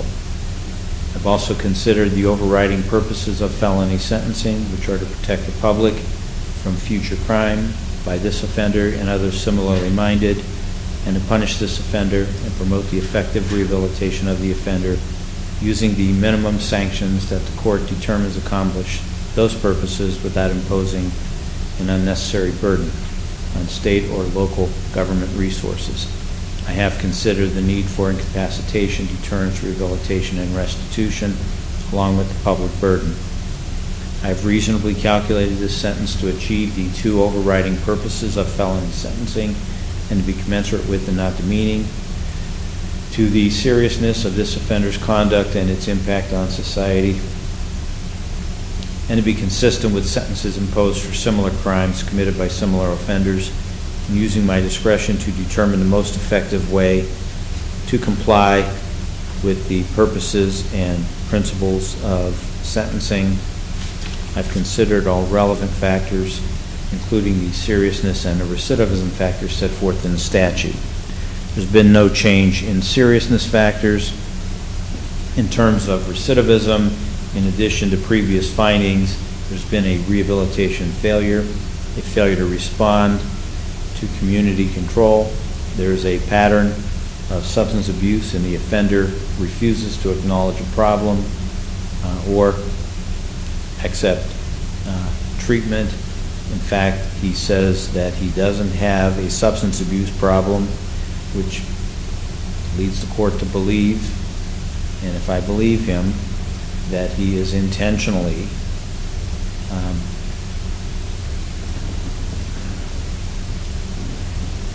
refusing to acknowledge his problem. He defrauded the court with fake urine. Finds no factors making recidivism less likely other than his employment and his commitment to his daughter.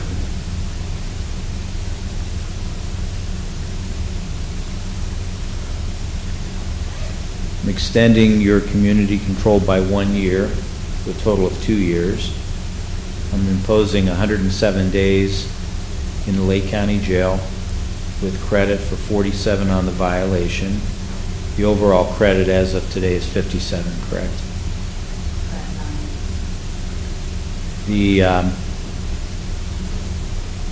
balance of 60 days on the jail will be deferred if you complete an intensive outpatient treatment program before the end of the year, before December 31st, 2022. You're to do an intensive outpatient treatment program and obtain mental health services through Signature Health. Can he complete the IOP by the end of the year? If you were to get it right away, it's possible. It typically can be 12 weeks long. Right, by the end of January.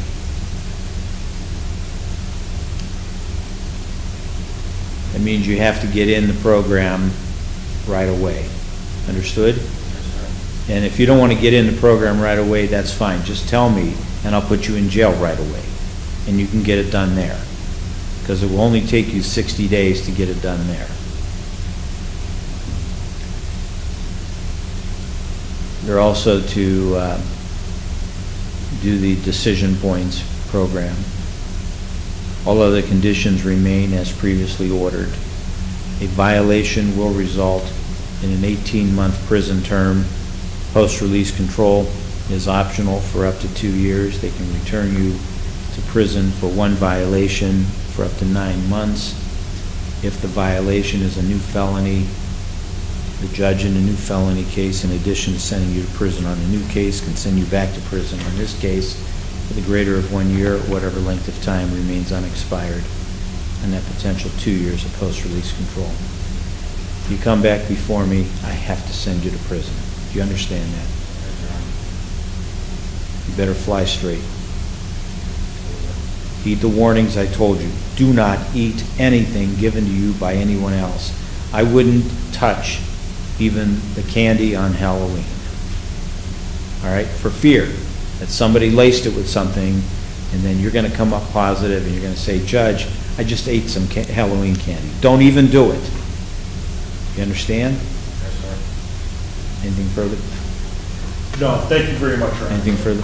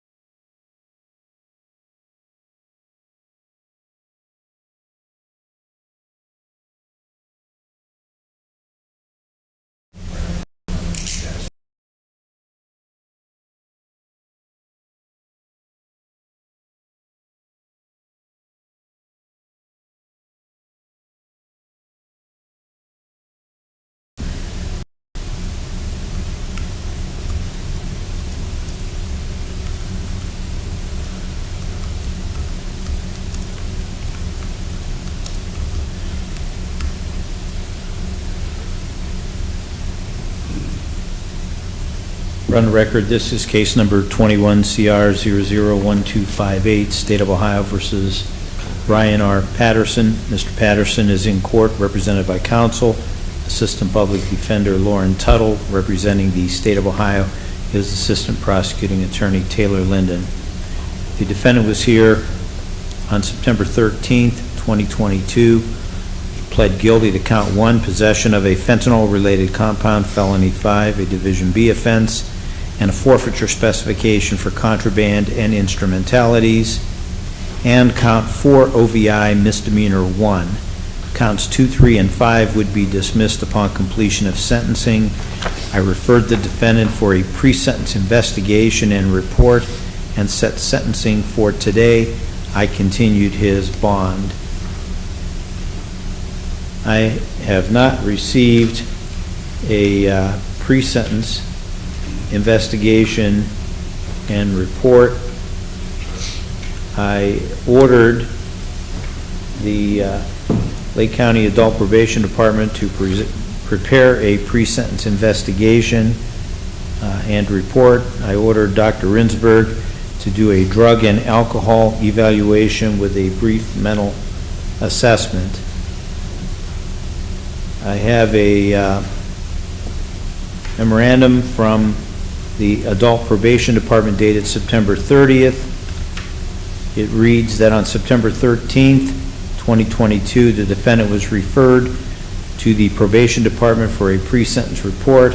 At his referral, he was given the date of September 28th, 2022 at 9:00 a.m. to return for a pre-sentence interview. The defendant did not appear for his interview on that date.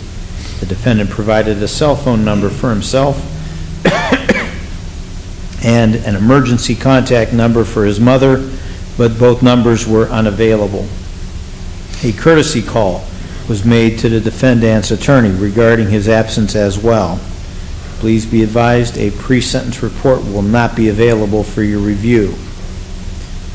I received a memo from Dr. Rinsberg dated October 11th, 2022.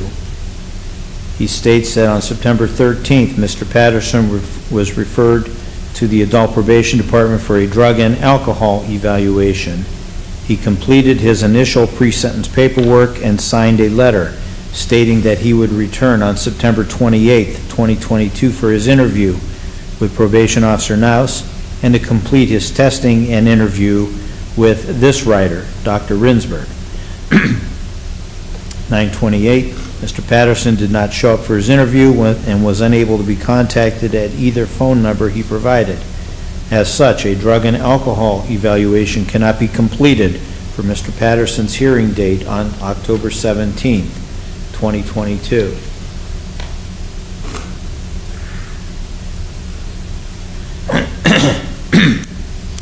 Mr. Patterson,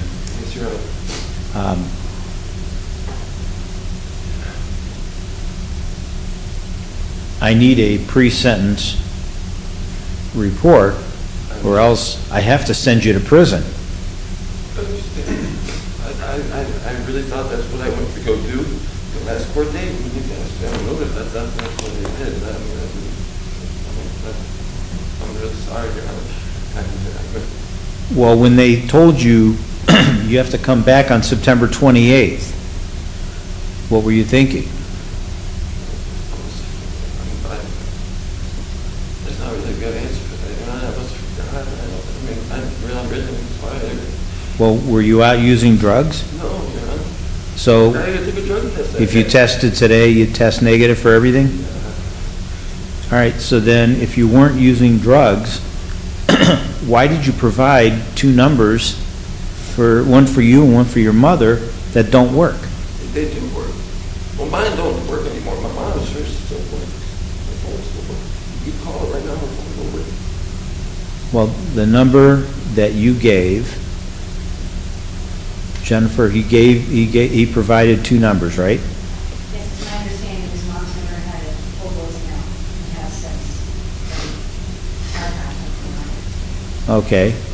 And then, Ms. Tuttle, when you were notified by the probation department that they can't get a hold of anybody, What did you try to do?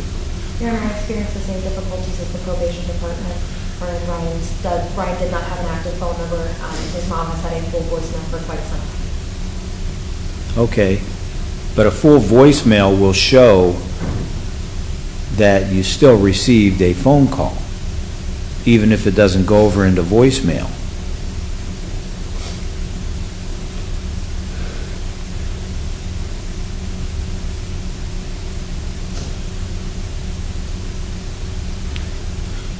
So, is there a reason why we shouldn't proceed to sentencing? Your Honor, we would request a continuance of today's hearing. It's clear that Ryan is trying. He has shown up to both of his court appearances. He's been on time. He has been ready to go. It's clear that there are some serious dual diagnosis issues that Ryan's going through. I know his parents can attest to the fact that he's been working very hard on himself, on trying to keep himself stable. It's clear, even based on his presentation today, that this is incredibly difficult for him. So we request the opportunity to have those reports done prior to any sentencing so that the court can be better aware of the issues that Ryan does have and more appropriately address those at the time of the sentencing hearing. Well, that's what I wanted for today. My schedule has become very difficult. I'm scheduling things right now in January.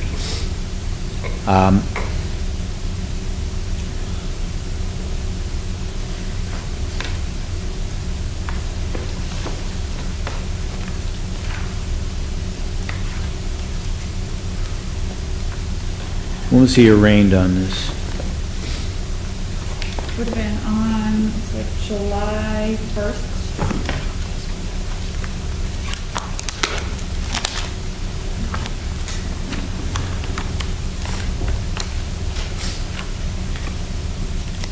It was July 1st, Your Honor.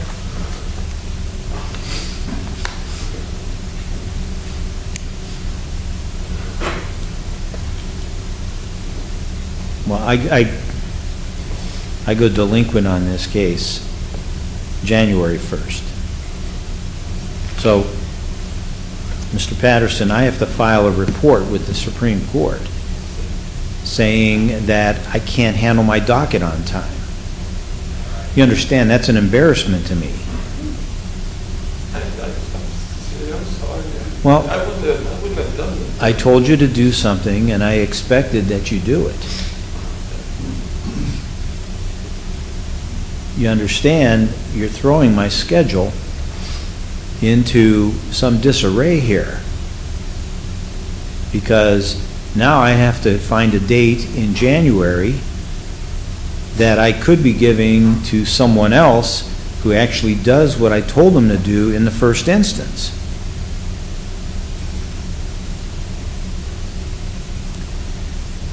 So,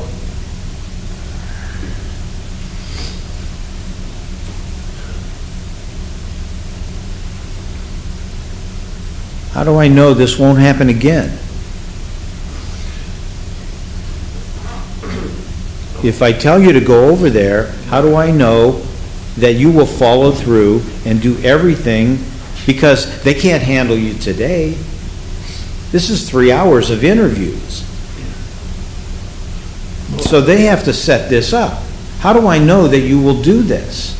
Well, right now, all this is putting in my head. I'm going to make sure everything's Well, I thought I put this in your head on September 13th. I'm going to be there. I'm going to get everything done. Everything will be done. You will be happy. No bad drug tests. Well, no, I'm not going to be happy. I'm not going to be There happy. won't be no bad drug tests. I told you to do something, I'm sorry. and you didn't do it.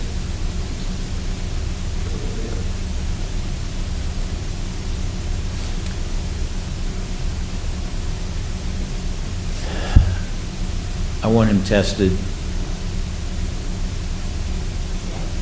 today. If you test positive for alcohol or any substance of abuse, I have to jail you until sentencing. You understand? Yes. Because if you test positive, that means you just lied to me, and I will never accept anything you say to me as true. You understand that?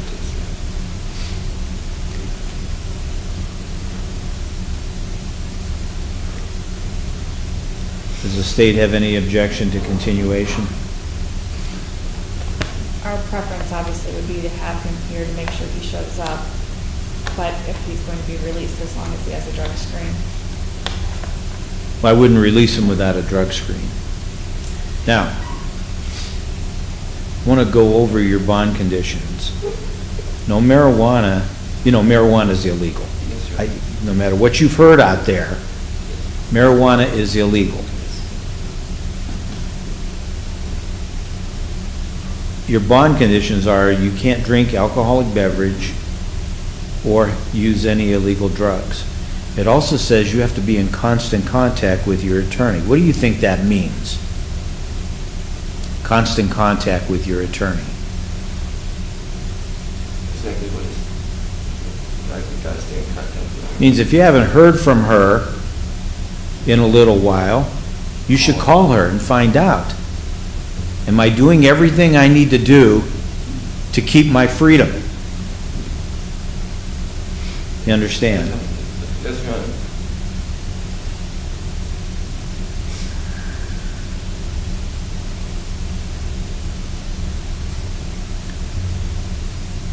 When you leave the courtroom, you're to go directly to the probation department. You know where it is, don't you? You didn't forget. All right. They're going to test you. If you don't go over there, or if you test positive, you're going to be arrested, your bond is going to be revoked, and you'll stay in jail so that I have you available to your attorney, to the probation department, and to this court. You're not going to upset the schedule again. Understood? Understood.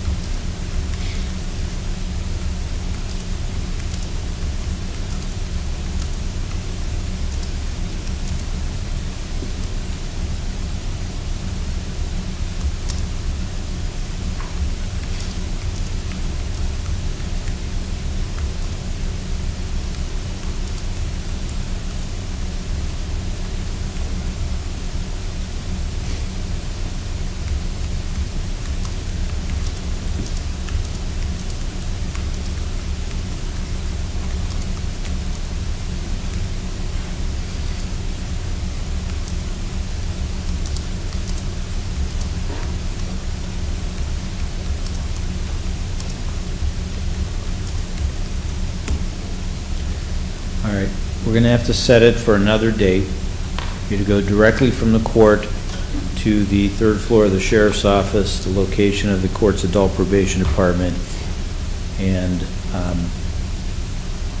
give a urine sample. You're not to depart until you provide a sample. If you don't have a sample to give, I suggest you drink alcohol, or I suggest you drink water. All right. Anything further? No, thank you, Your Honor. No, Your Honor. Your Honor, the reason I'm so upset is because I thought I was doing everything. You thought what? I'm doing good. I thought I was doing everything good. You know what I mean? I thought I was doing everything. Well, if you're sober, that's certainly better than not being sober, but I have to sentence you. The law requires me to sentence you, and I can't sentence you to anything but prison. I'm sure you don't want prison, because that's not really going to help you, but my hands are tied. You have given me no information, and I have to have this information. I understand that. So don't screw this up. Yep. We're adjourned. Thank you, Your Honor.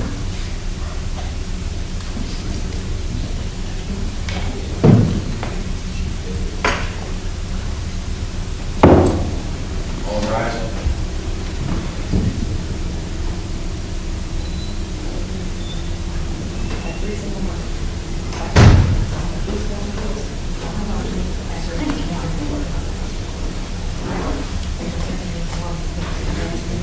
Now, give your hearing to us, because this is my information. This is a number, right? What happened? I got nothing.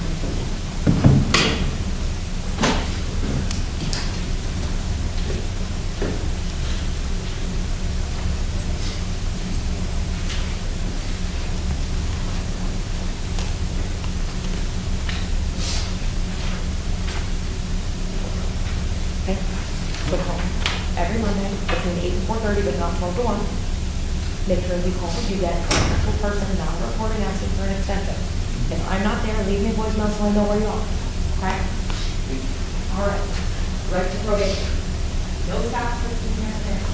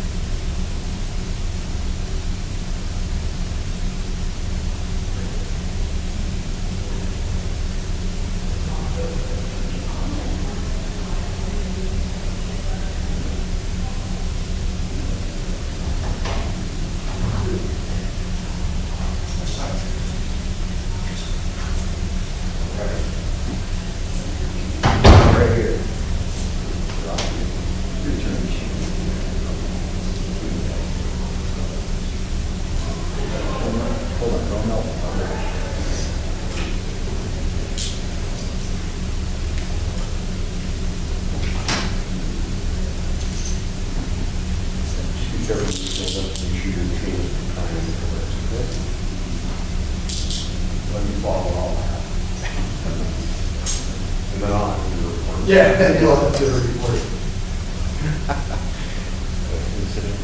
Yeah.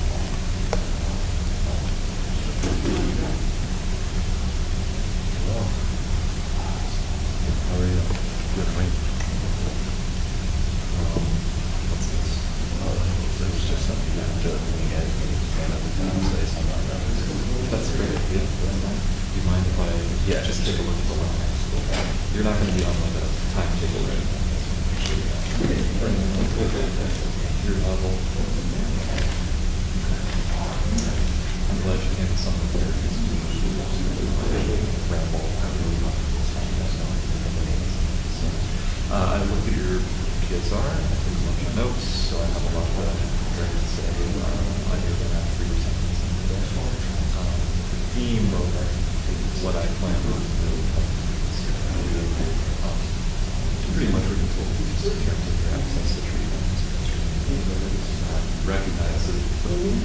history and these offenses. I've been motivated by your determination. I've lived more life at this point, almost. I'm not addicted to drugs, like from birth to almost more addicted to drugs. And I think something I haven't said before is something I'm trying to say is an addiction that motivates you, not to be specific, but motivates you to do a lot of things. And none of those things are good. And at the bottom of that list is getting addiction, but typically it's others, some older, others not motivated by addiction. Because if you were to be labeled by that disorder, you would never get help. People are going to know that something but you gotta learn it. So that's what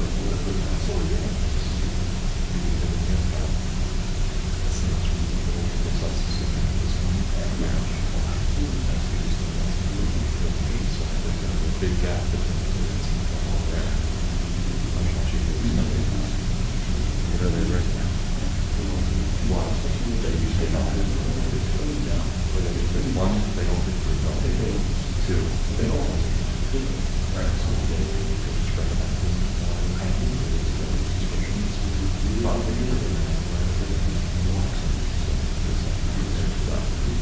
That's why we recommend this too. The judge doesn't explain. So you're not going to be happy with what you hear. Good sign. We're not sure you're expecting that. So whatever it is, take it. Whatever the recommendation is.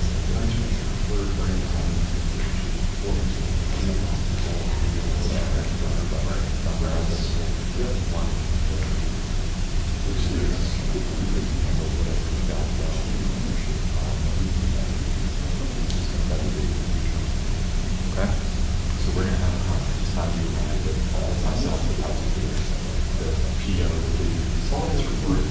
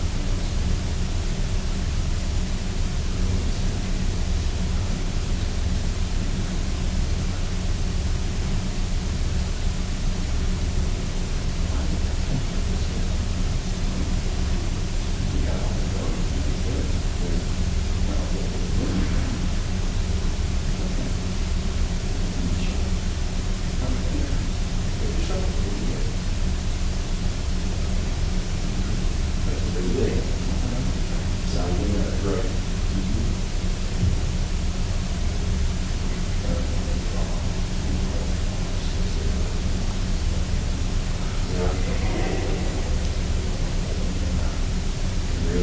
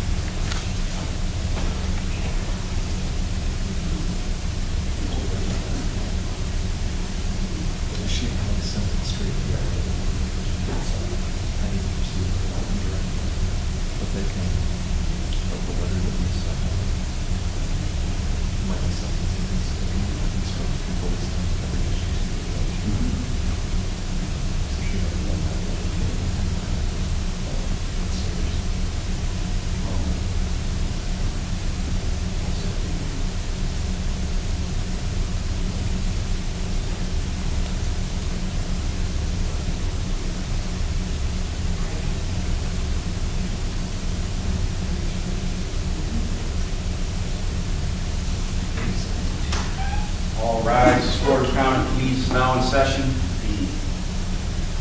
Honorable Eugene Lucci presiding. Take a seat.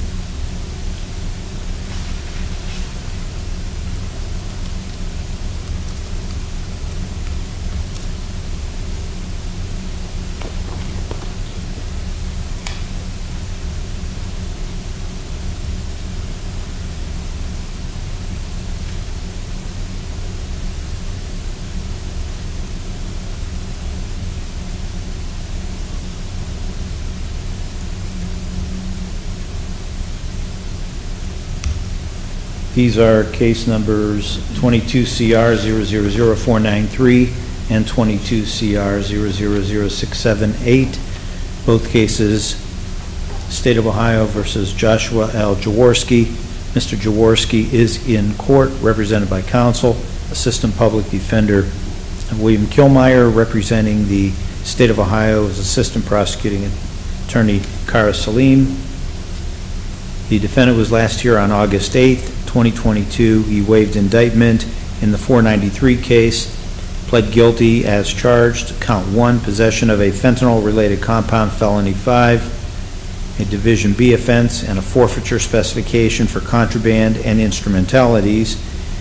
Count 2, possession of heroin, felony 5, a Division B offense, and a forfeiture specification for contraband and instrumentalities.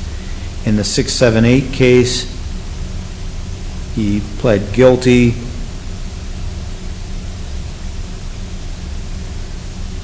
to count 1, illegal conveyance of drugs of abuse onto the grounds of a specified governmental facility, a felony of the 3rd degree, and a forfeiture specification for contraband and instrumentalities. Count 2 in that case will be dismissed upon completion of sentencing. I referred the defendant for a pre-sentence investigation and report, set sentencing, and revoked his bond in both cases. I have received a pre-sentence investigation report dated October 12th, 2022, a drug and alcohol evaluation with a brief mental assessment prepared by Dr. Rinsberg dated September 19th, 2022. I've received a letter from NeoCap dated August 12th, 2022. I've read these documents. I will make them part of the record.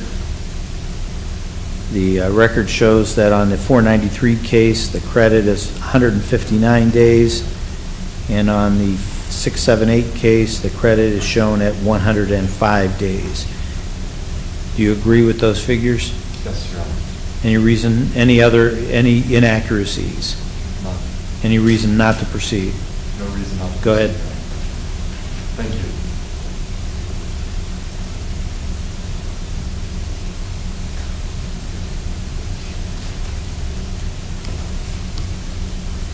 Your Honor, Mr. Jaworski's history with the law and getting in trouble with it dates back significantly, back to when he was a juvenile in 2007. At the age of 31, he has a long and somewhat complicated relationship with the law, and a lot of that extends from his issues with addiction. His very first criminal offense was related to drugs, and that trend has continued throughout his life to the charges that he is answering for here today. while he has had offenses that did not relate directly to drugs, and by that I'm referring to things, theft, burglary, they all in some way do, because they relate to his addiction and his issues with substances, which relates back to when he was a teenager. Unfortunately, the pattern that is present in a lot of people in a similar situation, he got an injury, got a surgery, and became addicted to the painkillers that he was prescribed. And that unfortunately blossomed into an opiate addiction, which then turned into an overall addiction to using whatever drug was available to him. And that is what he has primarily, throughout his entire adult life, has been struggling. Your Honor, when Mr. Jaworski changed his plea in this case, you had used the phrase detecting a pattern. You had noted that you were detecting a pattern with Mr. Jaworski, as he has been before you with cases in the past. And I absolutely agree. I think Josh does as well. However, we believe that pattern is his addiction, that he gets in trouble, he has a period of sobriety, and then he gets out and falls back into the same habits that he was falling into before. And those habits that have resulted in him sitting in front of you here today, as well as getting in trouble in the past. And it's not just legal trouble that gets in him. He has close relationships with his parents who live in Menor. They're local, they care a lot about him, and they want to see him get better. And these are relationships that he has gotten to the point where he is neglecting them, not his parents, but neglecting the relationship with them, and actively leaving their hospice because he doesn't want them to have to come to the same confrontation with his addiction that he does. When he falls back into that pattern, he leaves and unfortunately gets into more trouble. And I believe that is something that his mother did say on his behalf in a letter to the court for his sentencing today, is that they do have a good relationship, but unfortunately his addiction gets in the way of that relationship every time and continues to do so.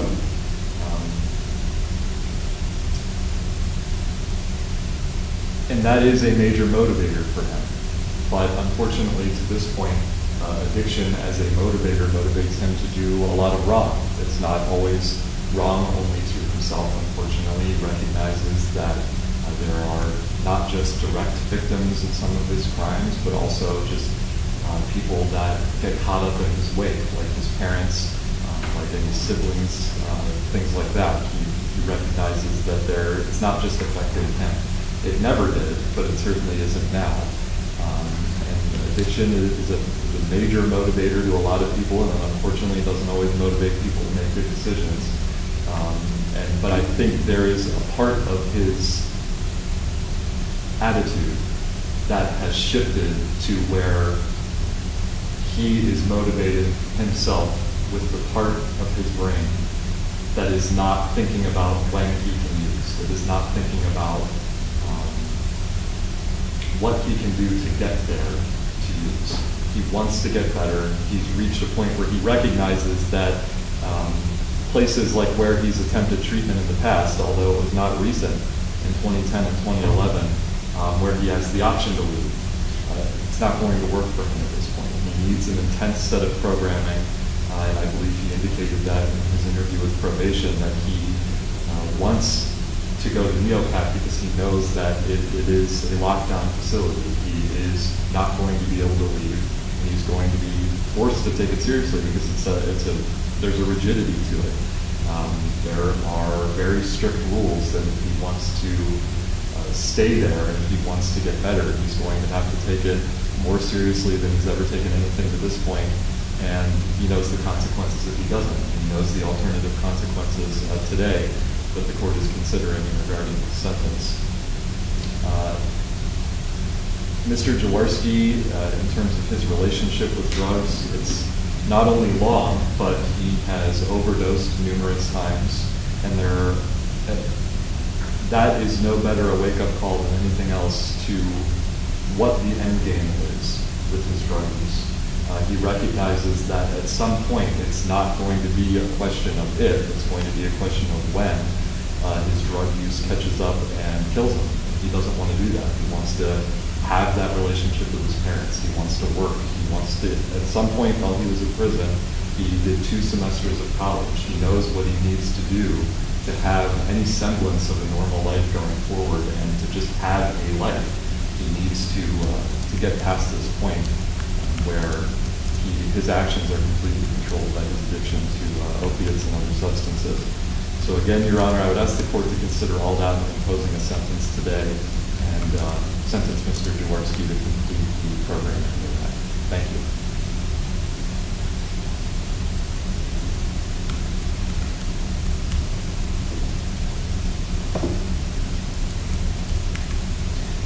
Joshua Jaworski, the law allows you to say whatever it is you want me to consider before I sentence you. What do you want me to know? If you don't mind, could I bring this up and? Go ahead. No. No, not bring it up. You stay seated. You can read it from there. Firstly, I want to take ownership for my actions, and although dealing with addiction, there are many factors that lead me to use, it was ultimately a choice that I alone made. What I also want to say is I hope you find an opportune time and offer a course of treatment with intensive probation, both of which I have not had to help me in dealing with those many factors that lead me to the choice to use. As you can see, I've made mistake after mistake, choice after choice, all while knowing my freedom and relationships are at jeopardy. I'm not a bad person, I just need help, direction, knowledge, and support. Is it not why places like NeoCap and the foundation of intensive probation to help people like me? All of my cases stem from my drug use, and I know those were more serious charges, but I've never gotten JTP program, NeoCap, and never been on felony probation. And if there's even a 10% chance that this will work for me, isn't it worth the chance? In the circumstance, I don't follow everything I'm supposed to do and follow through with probation. I expect nothing less than what is left over my head. Treatment will be harder for me than going to prison because it will mean I'll have to take a look at myself and be serious and fix what's wrong with my thinking process. This is something I haven't reached for, and I hope you can see the desperation in which I want to change and am willing to work for. And if it works, then you help save my life, and if it doesn't, then you can send me to prison for the remainder of my time. Thank you for your time and consideration. We hear from the state. Thank you, Your Honor. In case ending in 493, the state recommends 12 months on each count to be served concurrent to each other. And in case ending in 678, the state recommends 36 months to be served consecutive to case ending in 493 for a total of 48 months. Defendant here is was pled guilty to illegal conveyance. He purposely put a syringe and drugs up himself to come into the jail. He put himself at risk, he put the guards at risk, he put the other prisoners at risk by doing so. He only admitted to this once he had gotten caught and was found guilty at the internal hearing. When he admitted it, he mocked the officers, laughed that he got the drugs into the jail, laughed that he had been able to use in the days that he had been in the jail. He actually admitted that he tried to get more drugs into the jail but was not able to. When he had his interview with probation, he lied to the officer about how he got this charge. He said that he forgot it in his jacket pocket, which is completely not true. While he may have been under the influence when these cases occurred, he was not when he had this interview. He was sober and still lying about how he picked up this charge. He already got a break once before with an illegal conveyance charge. It was lowered to an attempt, and then he did it again. He has an extensive history. He's been to prison 2 different times in 5 cases. He was only out of prison for 2 months when he picked up this new case, and he had already had a warrant out from the APA for failing to report at that time. He had He did plead guilty by way of information in the first case, which is why the state is recommending the 12 months in each count to be served concurrently there. However, based on the fact that he seems to have not taken responsibility and his attitude about the second case towards the officers and the flagrant disregard for the safety of the officers and other inmates at the jail, the state is asking for 36 months to be served consecutively. Thank you.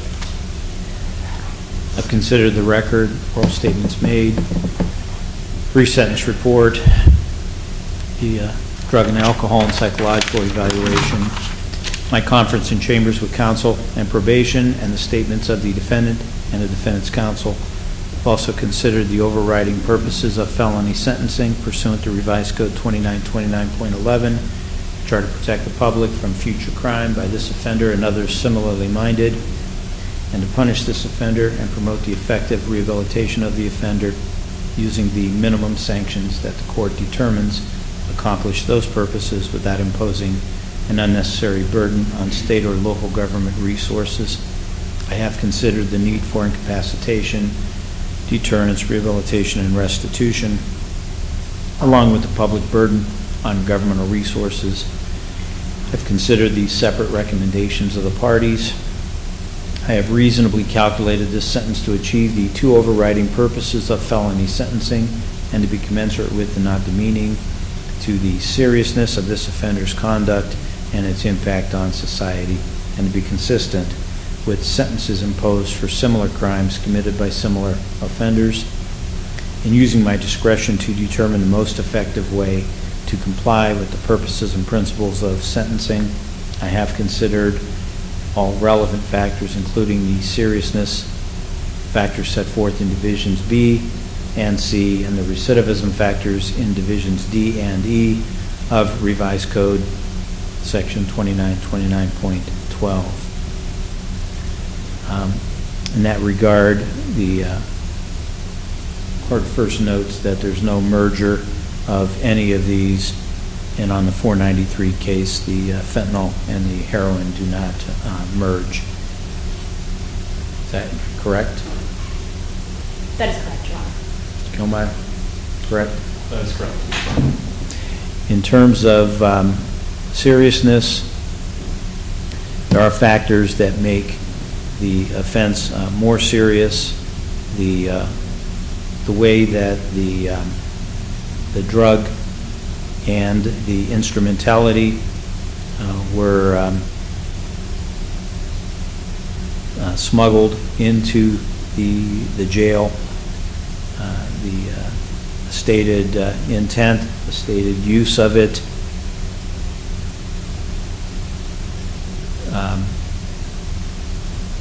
put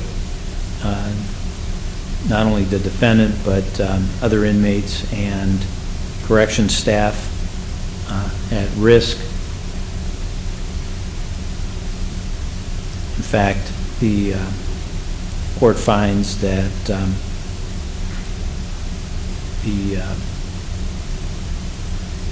the way this was smuggled in was one of the most serious ways that it can be smuggled in. So the court is determining that it is a worst form of the offense. There are no factors making any of these less serious.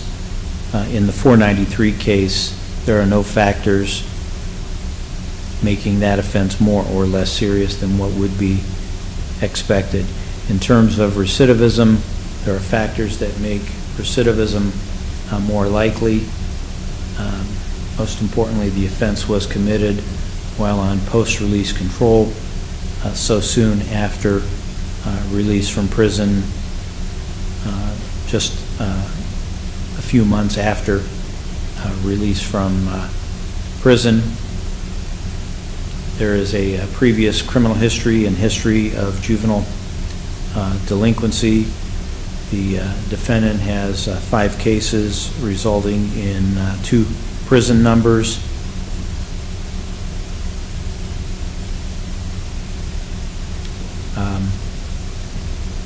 fact that he bragged about the illegal conveyance and mocked officers. Defendant has shown a rehabilitation failure after previous convictions, including prison commitment.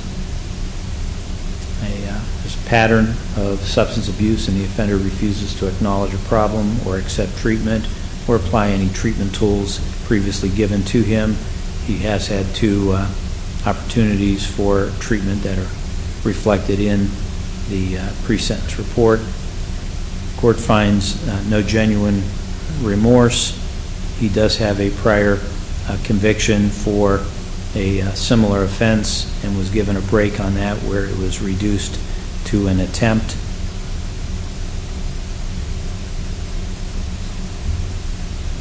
Record also shows he failed to report to the Ohio Adult Parole Authority. There are no factors making recidivism unlikely.